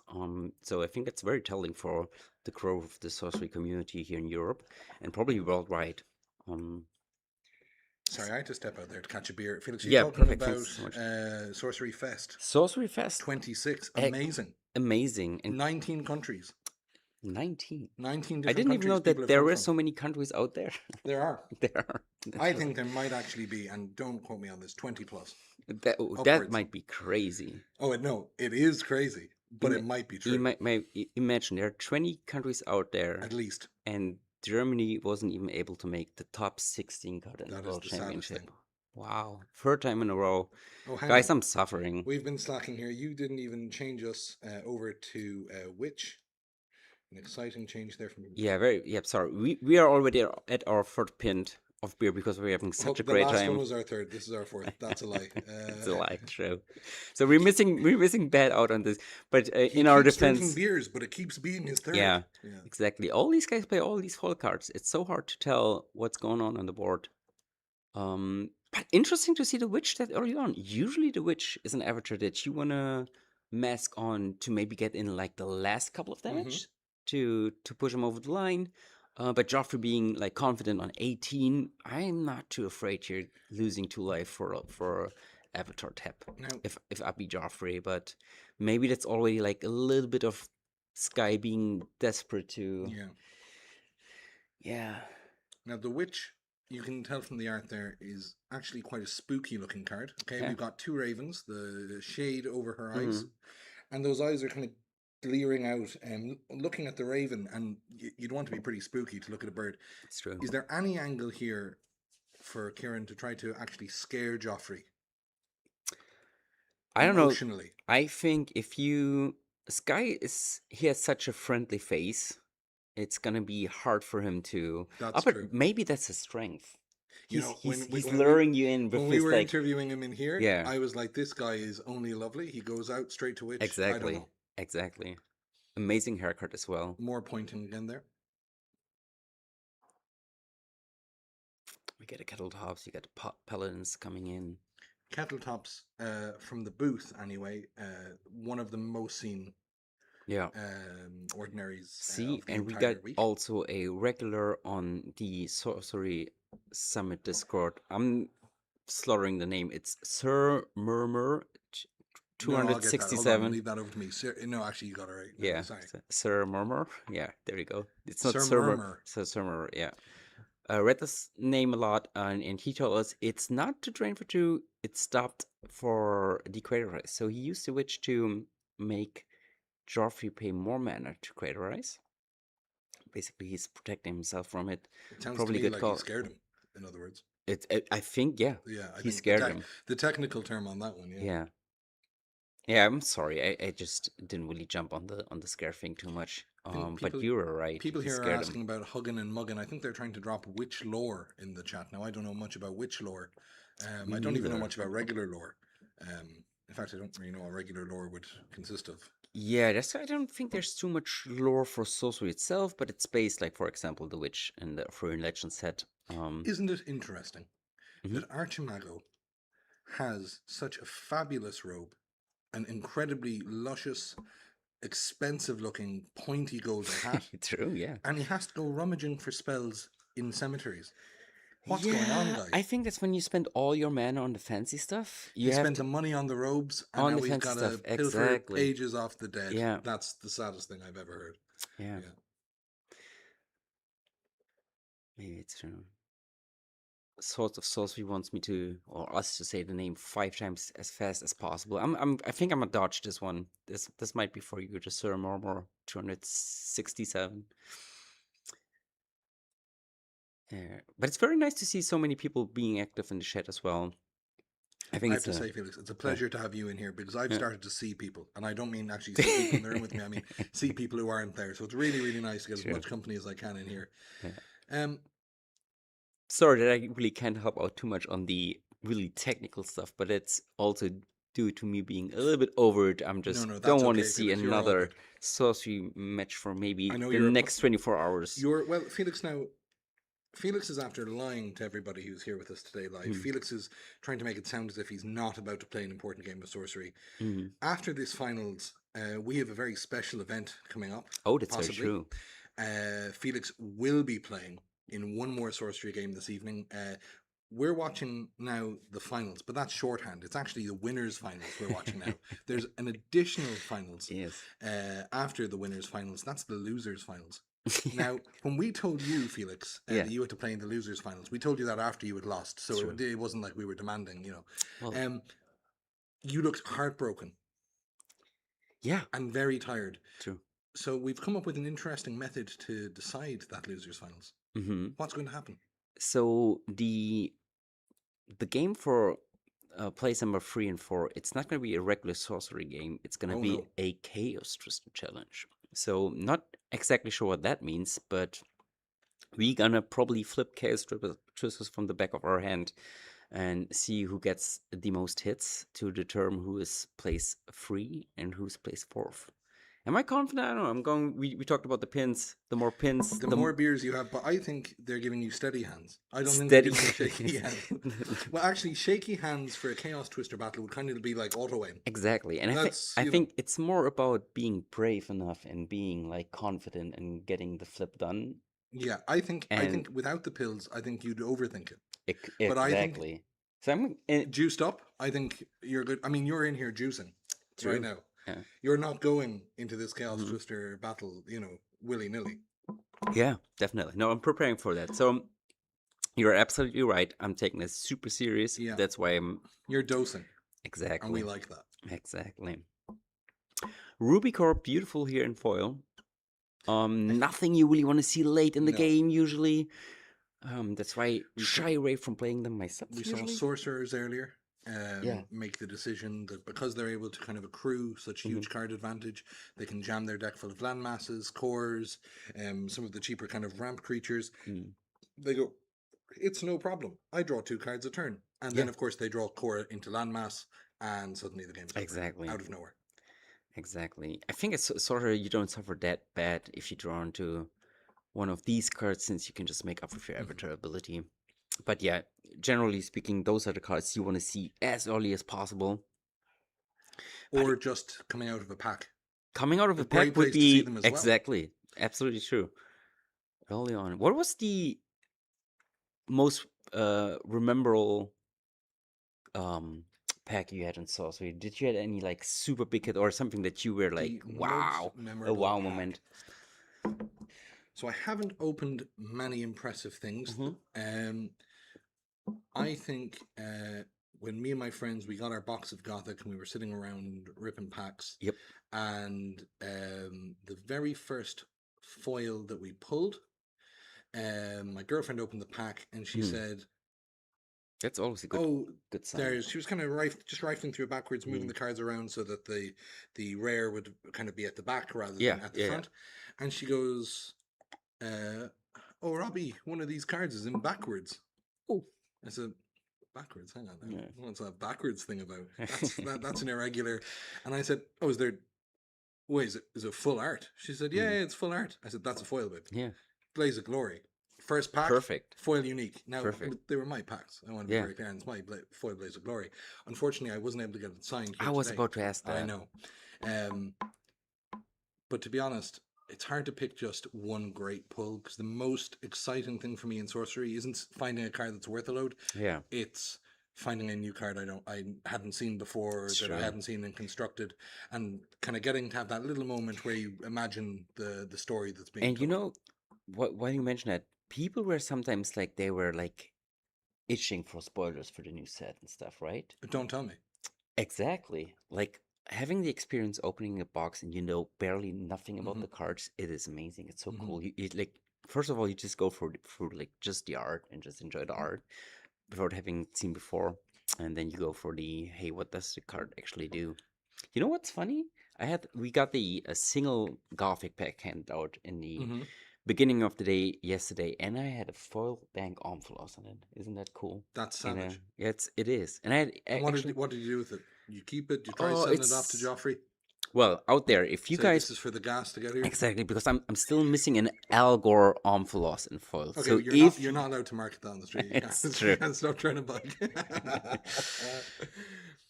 You know, you keep saying you know what's funny, and at the start of the Yeah. stream you said I'm German, I'm not funny. But every time you've said you know what's funny, you've hit us with bangers. That's a fact. that's yeah. Thanks for that. No problem. But maybe it's just not doing it on purpose, and that you Yeah, know what I mean. think And it might have something to do with the look. It's Chaos Twister prep. That's what this is. that's true. ultimately. Yeah, exactly. Let's see. So we're missing a little bit of the most latest place here. We see Joffrey actually going down to eight mana here. You know, I reckon with 2 more divine healings, we could get another 2 hours out of this game. Exactly. Easy. And at least 3 How kills. much 2 more hours? How much more beer is that? Now, well, 3, All right, 3 beers was like easy. That's not, you know. Sky was saying, you know, he really does not want to be playing until 1 a.m. But Well, for that to maybe be true, he has to step up finish his the game. then, Exactly. brother. Stop drawing those cores. Draw some peasant revolts or whatever. You draw the things that make you win. That's in general, real quick. That's like a good advice. If you want to be good at sorcery, stop drawing bad cards. Yeah, I completely agree. Yeah. And the people who we saw draw good cards today, and They this might won. come as a surprise, they did very bloody well. They did really fucking good. You'd be Exactly. surprised. Yeah. It's really assuring to me Yeah. that you and me, and this isn't, I don't want you to think this is a dig, and I think pretty sure I instigated it, but can sit here talking absolute waffle. Yeah. And luckily the chat is still here to commentate the game for us. Isn't that nice? That's That's nice. Richard keeps joking. He comes in, we laugh for about maybe 40 seconds, and then he says, chat, what's going on Exactly. in the game? Exactly. You know what? And those are the moments where I feel like maybe it's not the worst that I didn't make it here to the final. Do I really want to be in Sky's position and think through all of the stuff, trying to beat Joffrey again in the final? No. And Sky would be in here drinking your beers. Yeah, true. Getting ready for his Chaos Terrible. Twister. That's terrible. That's your prep, and you're owed I think I did everything perfectly fine here. Yeah. Wow, we got a shout out by Bruce. The game is so tense. We didn't, dude. We can do both. It's too tense. We are like literally shaking a little bit. It's too much. It's nerve wracking. So we need to like talk over it a little bit to calm down our nerves and not be into it. No, it's surprising. Like honestly, 10 minutes ago we were we were with it, man. Yeah. We didn't miss a I mean, you didn't miss a thing. Not a single one. And I was also here. Exactly. Hell yeah. But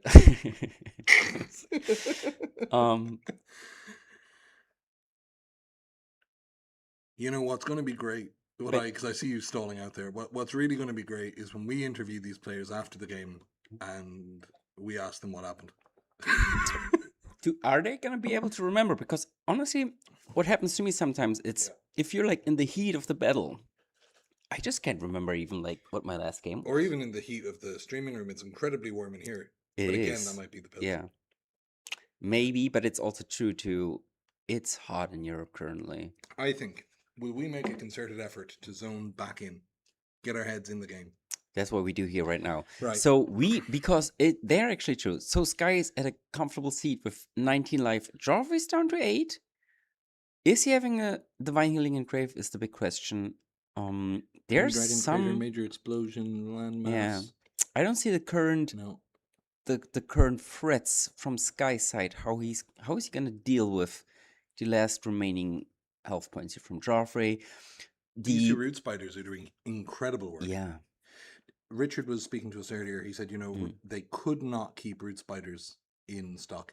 He mentioned a few other cards. I was asking him what's really selling. He said, we opened a case of beta just to try to get some root spiders. We got 4. Look at the wow 4. in a case. But he also got 5 unique foils. So you can't complain, right? Well, you can't complain, but also if you're at home sitting on a root spider, it's probably more valuable than a unique foil. That's what I'm hearing. Most likely from Richard. Yeah. So get those shifted. Yeah, keep them if you have them. A great way in the current meta is because root spiders are everywhere. So what you might want to do is play blinks. Air is the color that is the least played currently because it's a little bit of a splash color. Most decks rather do not play it. There's some great cards like if you're deep into it, Bane of Aventus can completely shift the game. Some all-star bangers like Whirling Blades, amazing in a mid-range meta. We have blinks, grapple shots, stuff like that. But besides that, it's there's not too much to it. But those blinks help so well against the root spiders. He's having air in his deck as well because we were playing early against each other. He has a windmill as well. It's telling he has air in there. So maybe we see a blink in here from Sky. Yeah, he does. He has blinks. He has grappling hooks. He Yeah. has. I know he has something else. Lightning bolt. One of. One lightning blink. One lightning bolt. 2 grapple shot. Lightning bolt is a card that fell a little bit out of favor in general, or it was shifted to the collection due to the fact that we have a toolbox. So not too much in the main decks currently. But hey, sometimes lightning bolt's what you want.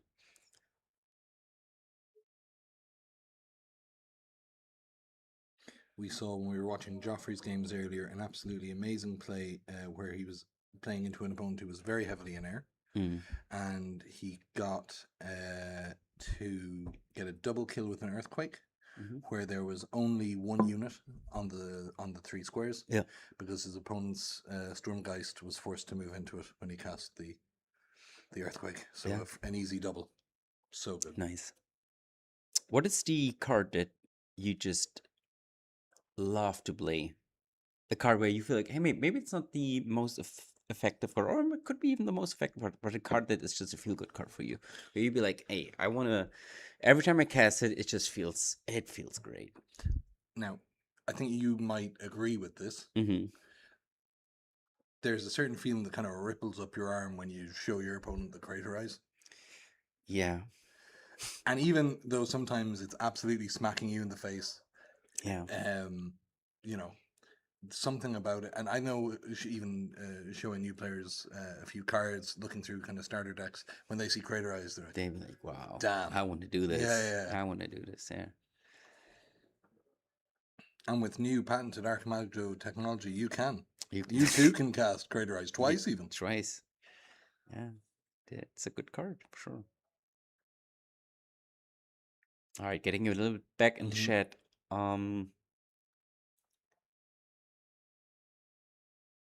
36 to 30, the attack tier then, but die didn't change. Not sure what he means with that tier's trigger. Oh yeah, attack trigger. Yeah. Not sure because that's quite a while ago. When he attacked on the versus then, if I remember, he discarded for the Exorcist. Not There's entirely sure. A great point there about what is the ultimate end game here. How is the imposter going to get through the sanctuary with a root spider underneath it? What's the plan? Yeah, that's the beauty. So basically, with imposter, you can kind of build the same fortress. And I did this against early on when so many people copied CJ's list, all version nerds on YouTube. He's an amazing player. Had a great necro deck that was dominating the meta, and it still is. And a cool combination was playing a root spider underneath an ordinary site and living there, and maybe even go to Ironclad if you're an imposter. Oh wow. That makes life so hard for these kind of necros because they don't really have too many answers for that.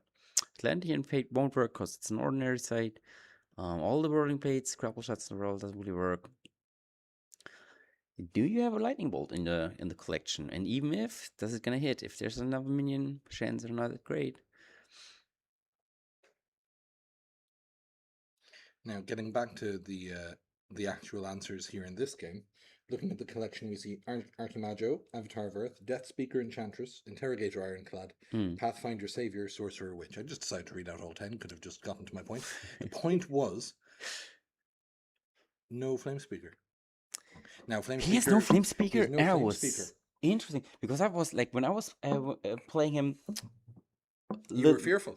Fearful of the Why flame color. didn't he just tell you he didn't have Flame? You know what the weirdest thing is? We talk to each other almost on a daily basis about And you decks thought and you stuff. were friends. Exactly. Crazy. Turns out it is not the case. Guy, we have to talk afterwards. You'll be invited to the Helpful Hop podcast, and you have to find excuses for that on that.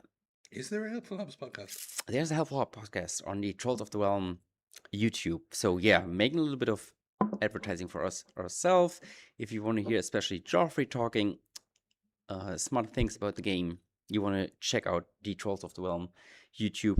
This is where Joffrey and me have a little... Did that sound natural? I wanted to give you a chance of self-promotion there. that came off like a, yeah, nice. Okay, very good, very good.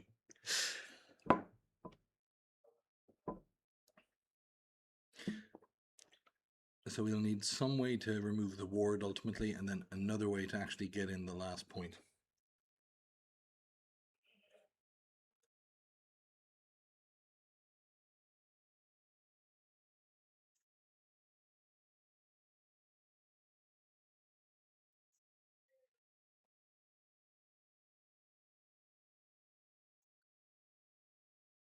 So maybe chat, if you have to...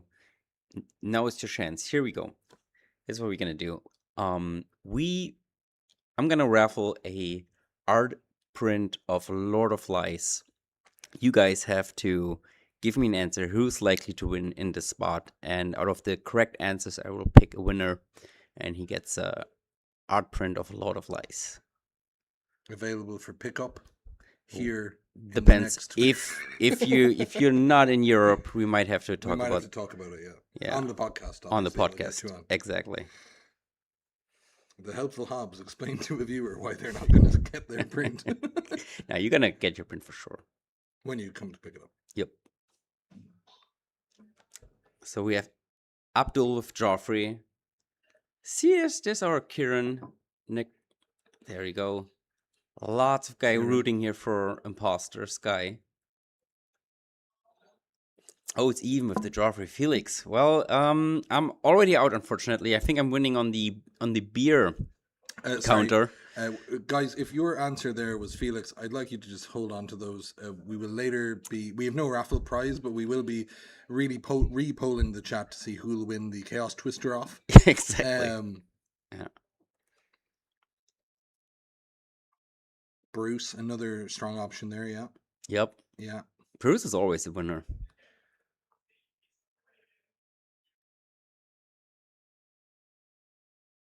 That's true. Onslaught does get around disabling from spirits, or from spiders. Mm-hmm.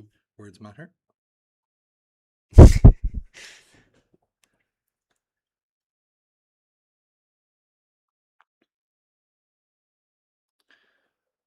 Well, there's that dang cardigan we talked about. Craterized there going into the bin. Yep. And that looks like a death's door there for Kieran. This is looking good. That podcast may not have a kind of a down note to it now. Now, we're not there yet. We're not there yet, but it looks like Joffrey's able to defend his title, and he kind of he's undefeated. He's the European champ, I have to admit. I wouldn't say that ever publicly, obviously. Now, people at home couldn't see this, but a small tear just ran down Felix's left eye and then his right eye. And it was lovely. Yeah. It's not the helpful hop today. Today I'm the hurtful hop. That's so sad. Yeah.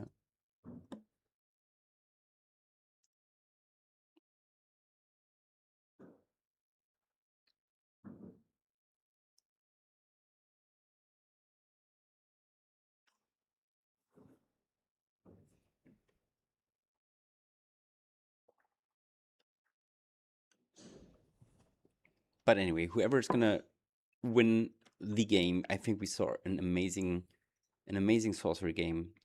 It was a back and forth almost. It was a huge game. Huge game for sure. Huge chat. Yeah. Chat are the real winners. Oh no, I meant from us. But chat are also the real winners. Yeah. Absolutely. And also great commentary, great real commentary from chat as well Wow. throughout. Moonfolk is high here in my sense because he's mentioning Koshai's egg, a man who knows what he's talking about.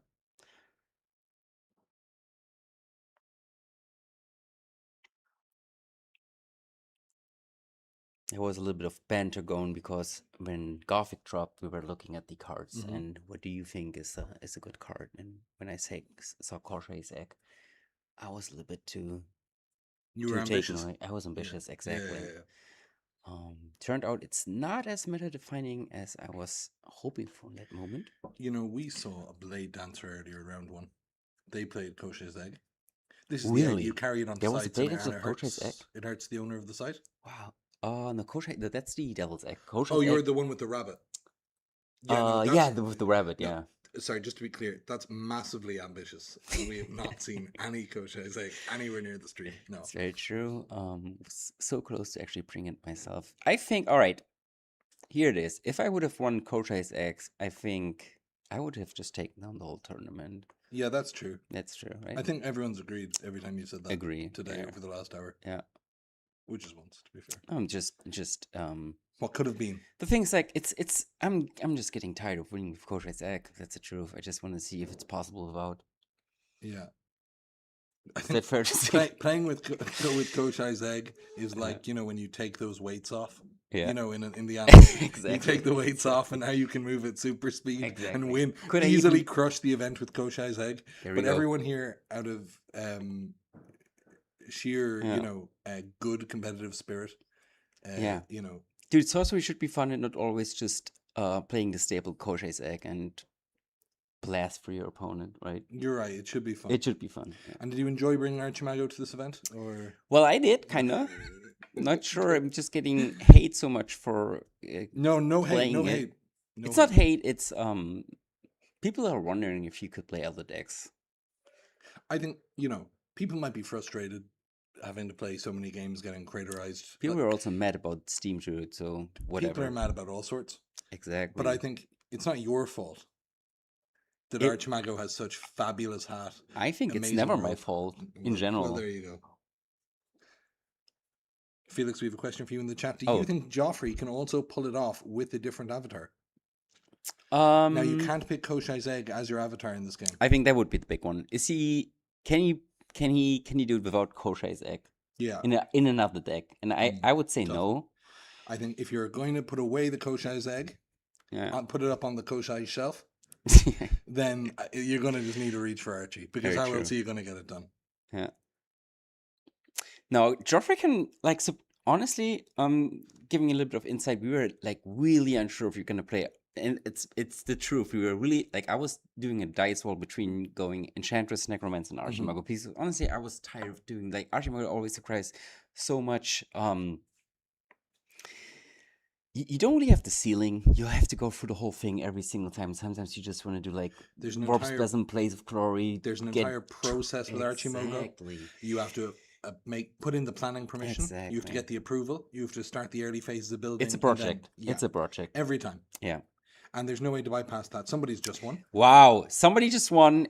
It looks like it is Joffrey. Hold on, I'm gonna show you a quick trick that I Yeah. got off Richard Boonstra, one of the two trolls of the realm. Yep. Chat, who won? Who won? Yeah. And we have to pick up the Yeah. comments who guessed on the winner, and you guys can get noted as soon as possible. Now here is my question. Mhm. First of all, congratulations to both of these players. We see very Yeah, exciting for hand sure. gestures, great pointing, and jokes aside, an unreal amount of top level plays, Definitely. stamina, Definitely. and great competitive spirit. The room and the feeling For in the sure. room is people laughing, having a great day, and I don't think Like either always. player losing would have soured the air one bit. No, not at all. That was a long game, and that Yeah. was whether you won it or lost it. That was tough. It was tough. And for example, like these guys had nail biter games all day All long. day. This isn't the first tough game they've had. Exactly. It's the last one. It's the most important one. And whoever won this one We're not entirely sure. We're not there, but I'll tell you something. We're definitely going to find out. We're definitely gonna find out if we're and gonna bring the guys in And here. we might even find out before. In fact, I think we'll get them in. Will you stay with us? We'll get them in For sure. I don't know if I Um, have too much to. We let the We'll be MVPs interrogating them. talk here, Sky and Joffrey, and they will have some clever wise words for all of us about their games. And a second question then: do you think that this big Chaos Twister event that's coming up would be better inside on the play mat under the camera, or in here with the camera pointed at you live to get more Hey, of a visceral I reaction? let my opponent decide that because I don't want him to have any excuse when he's losing to Yeah. my Chaos Twister To your- superior moves. To your pills. Do you know what? Exactly. I'm actually realizing the amount of beer glasses, chocolate bar wrappers, and cables on this table. If we start playing a Chaos Twister tournament in here, things are going to go sideways. So I think it's going to have Definitely to be should. inside. So It- let's do it. Completely revoke that offer. Yeah. Guys, fantastic. We're going to put the stream on pause for a minute. We're going to get the winners in here, and of Exactly. course the second place. I think everyone Stay with us, a and winner at also this stage. shout out to the chat. You did amazing. It was so fun to Yeah. read all your guys' stuff, and you guys really helped us out, like keeping track of what's going on over here. Because honestly, we are just not bright enough to understand what's happening on the Felix, I'm field. spent. Yeah, But you know what? I'm not so spent that I couldn't do it again tomorrow. And whether or not I am that spent, I have to. yep, fair. All right, you know what? I'm gonna get the guys in here. Yeah, let's get the guys. Maybe. And we should definitely, we'll hear from you again tomorrow, Felix. For sure. No doubt. Whether you're doing well or bad. How about bringing one of these? So much fun. Very good. We'll get you back. Don't worry. Folks, we're going to go live here now. Folks, I've kind of taken back over here. Felix has left the room for just a few moments. I think he's going to be coming back in with our two finalists and hopefully two more beers. I hope everyone in chat is having a good time. Who actually won LOL? That's a great question from the chat. One that I can't quite read with a straight face at the moment. We're going to get our two finalists in here. Give us one moment and we will be right back. Thank you so much.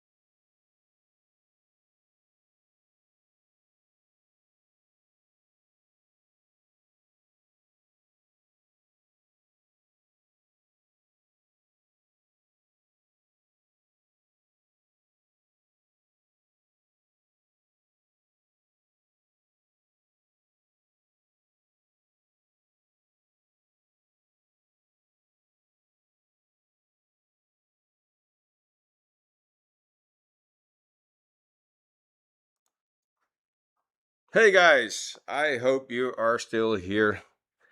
What an amazing final this was. So we're getting Kieran and Joffrey over here together with Robert and talk about this match. And GG, unbelievable.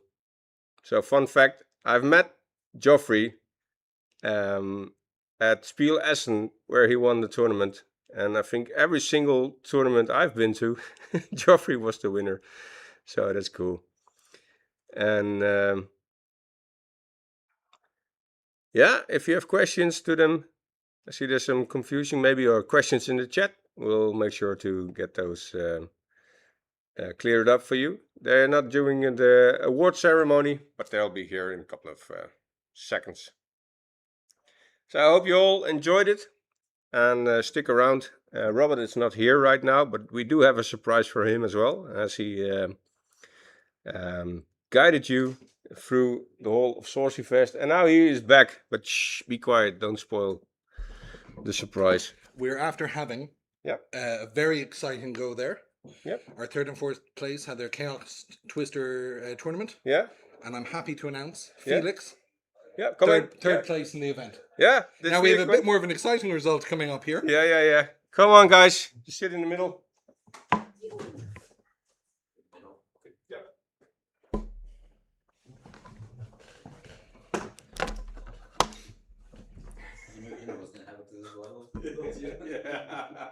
Can you drink that in a pub? No, the thing is a bit of a tradition because usually I'm flying to these events and I can't bring the bottle back and I always leave it to the trolls. Yeah, I know. We enjoy it every time. Yeah. Richard, do you want to join us as well here? Yeah, Because you're I'll in before, join, yeah. maybe Let's you know what? scooch in, Let me even. scooch. You, now, Yeah. there's only so No, much. Robert. No, you're in the. Yeah, no. Oh, I can put it way back. Yeah, if you take it out a bit more. Yeah. Should work. Let's get this stuff here. So, Alright, I see some people in the chat. Some familiar names. yeah. Some new names. I'm happy to be Is here. it live already? Yeah. I think so. Perfect. Where's your It's over here somewhere. Yeah. bullets? Yeah. Show him. Now, folks, an exciting final. Let's first of all maybe go through the spoils. Yeah? Yep. What do you want to start with? There's a lot. Well, what do you have? We have very kind of normal things like very nice We got- boosters. yeah, we got some- Absolutely. Got some gothic. They'll be going somewhere. We have silver bullets, both foil and non-foil. That's right. Yeah. They're in these lovely 3D printed sorcery frames. Yep. And then, what else do you have that isn't silver bullets in those frames? Yeah, so we have the Crown of the Victor, which is a bit of a Trolls tradition when it comes to Sorcery Fest. Yeah, we have all the players signing the crown of the victor. Yeah, you might not be able to tell it's the Crown of the Victor because there's 150 signatures on that card. Yeah. But it is a great price, a great thing to remember that we can buy. Yeah, and actually, I'm having a déjà vu. Yeah? Yeah. With you holding up the other one, the last crown of the victor at SorceryFest, the constructed part of it last year. That's right. Yeah, second crown. So, amazing journey. Well, let's start with Kieran and hear your thoughts on the match and the day. I think the spiders. I was applying a lot of pressure early, and then the spiders slowed me right down. You had 2 majors in graveyard plus a Creator Eyes plus 1 in hand. Yeah. And yeah, I just couldn't quite get there. I was desperate to play that critical strike with the paladins. Yeah. Because that's one of the cards that we had discussed me putting in the deck that you didn't agree with. Oh, cool. Oh, so you talked about the deck yeah. before. Yeah? Yeah. Nice. Yeah, I mean, I think I got close, which is that's a decent showing against Magoo. For sure. I mean, a little bit of backstory. Kieran and I are both based in London, and so we play each other a fair amount. We actually had a small tournament to prepare for SorceryFest last Sunday, Nice. where we faced each other twice, and we Yep. went 1-1. Yeah. And so we both know each other's deck pretty well, and it was like a friendly face to see in the final, which is always Yeah. something enjoyable. Did you feel you were in control the whole match, or Oh, was no. there a point where you felt like, oh? Yeah, I mean, Kieran's a great player and he knows how to spread the threats. And it was really hard to kind of juggle what was going on one side of the board with the Paladins and the Leprechaun. I tried to play as much as I could around the Gnome Hollows, but up until a point, I need to develop my sights and become a bit more vulnerable. So I had this thing which was difficult to manage, and then on the other side, complete other side of the map, in a way that I can't catch both with a major or a craterize, I also had some pressure to deal with, and it was hard. But the spiders really helped, get some time back. Cool. Yeah, I think there were only 2 answers to the spider in my deck, or Great Famine, kind of half answer. So I was just really digging for Baylor or Archangel Michael to come in from the side. Yeah. I couldn't find it. I think I misplayed when I let you take me off the Sorcerer Mask by moving the Unicorn. Yeah, I should have left it up. I agree. But it's tough to see in the Yeah. moment. It's just tiny token. I was trying to force the spider to like pick a direction, and then I didn't think about the token. And if I'd been able to double draw a little bit more, maybe I could have dug through the deck. Yeah, potentially. Robert, I think there was also a question in the chat. One other question is, that game was an absolute slugfest, right? It went on and on and on. Yeah. It was so long. At certain points, Felix and I had to kind of recap on what we were seeing, Right. because conversation may have slightly strayed. That's our problem, and we'll deal with that going forward. But as 2 players who didn't have the luxury of slugging back a beer and kind of taking a more holistic view Yeah. of the game, 2 players who were stuck in this nearly an hour-long game, how midway through, when you have creatures on one side of the realm under or over a spider, creatures over here over a spider, sites being moved around, being blown up, how do you, when it's your turn, you've untapped everything, what's your method of maybe taking everything in? How do you kind of take stock of what's going on? Are you keeping kind of like a constant updating image of the game in your head? Do you kind of take a moment and say, I'm going to have to view the board? Because at such a high level of play, you have to have some method to actually make sure you're seeing all the available info. What works for you? Do you want to go first? Yeah, I mean, I know my deck very well, so I'm kind of planning out my next turn while you're thinking as well. And so there's, X number of cards I know that if I draw off the top, I have a really good play. And yeah, I think when the board state gets really, really congested, you do just make errors sometimes. It's easy to forget that there's, there were almost 20 sites on the.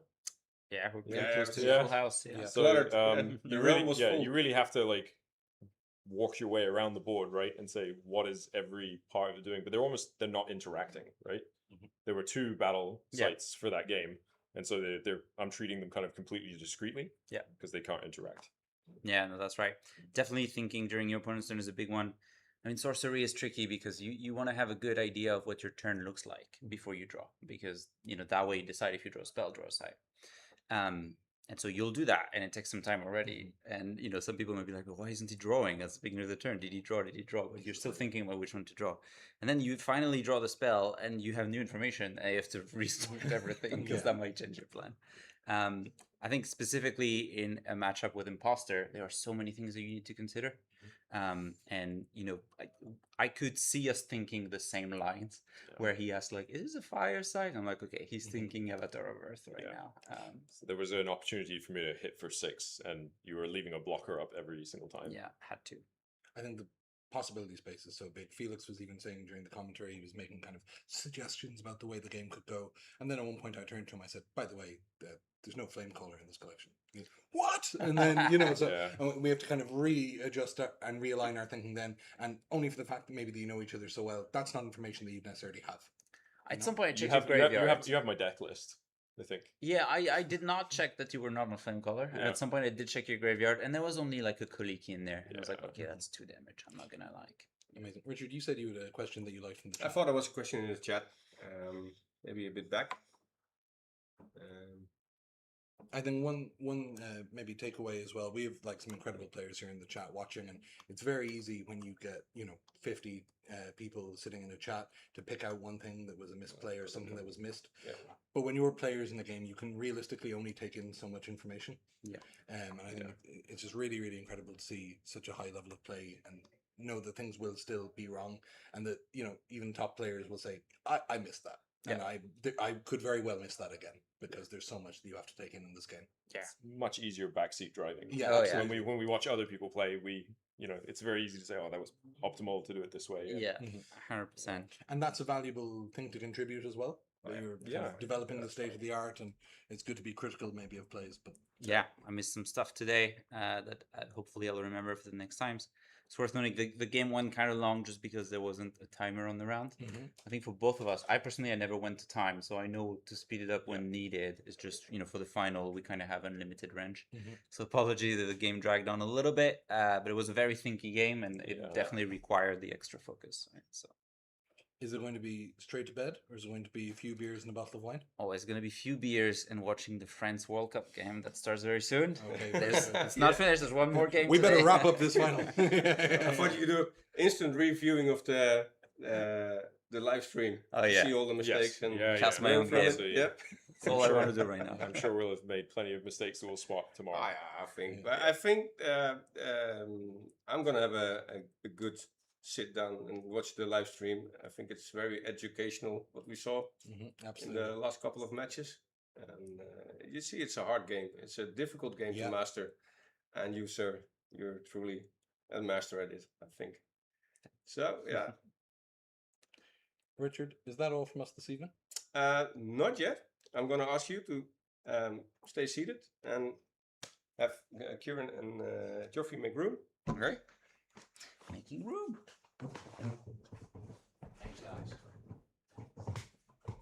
So, as I told Chet while Robert was out and the viewers, that we have one last surprise for the evening. I'm embarrassed already now, Richard. Yeah, I know. This is actually a And said, surprise. "Shh, don't tell him when Robert gets back." I can't even read.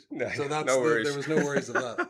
So, I think this morning or yesterday I also said that we were at some point thinking about not doing the live stream because running a tournament and also running a live stream by yourself, doing the commentary, that's just too much work, and we couldn't find somebody. And then while I was thinking that for maybe okay, this is not going to happen for this year, I got a call from you or a text message, and you said, "Hey, man, you bought a ticket for the whole weekend. To play Absolutely, for the whole weekend." I was going to win, just for the record. Yeah. I was going to win the Gothic draft. Haven't even drafted Magic in years, but I was going to take it down. Constructed. My Geomancer deck is not fully sleeved. I would have ripped the whole thing down. Yep. Gothic sealed. Hey, I played that one. That would have been easy. Yeah, would have Yeah, yeah, so yeah, you look, would have won. Yeah. So then, what convinced me is what Robert saying. Okay, I have this very down low, like Irish voice. I didn't say that. You heard that and said, No, no, that's basically. No, what it's basically you what I sold said, it. You yeah, did sorry. audition for Why that. is the guy not drinking whiskey? Yeah, that's something we need to remedy. But not making this too long. So, Robert, tomorrow you'll be streaming as well. Absolutely. So you've given up your spot to play to somebody else, and you're doing this for us, for the community. It's been amazing. So we wanted to reward you That's really for sweet. that. Where did I put it? I think it's here. Hidden away. Oh, what is this? So, from Irish Curiosa, we got a uncut, ordinary Gothic Ah, print lads, sheet what the hell? to give away for a community member who's doing a wonderful thing for the community. Thanks so much. And with everything you're doing for us this weekend, we figured you'd be Richard, thank you so a much. good This is recipient for wonderful. this one. So, So in the end, I did win. in the end, you did win. So, We have the same one. Lovely. It's like you won. yeah. Amazing.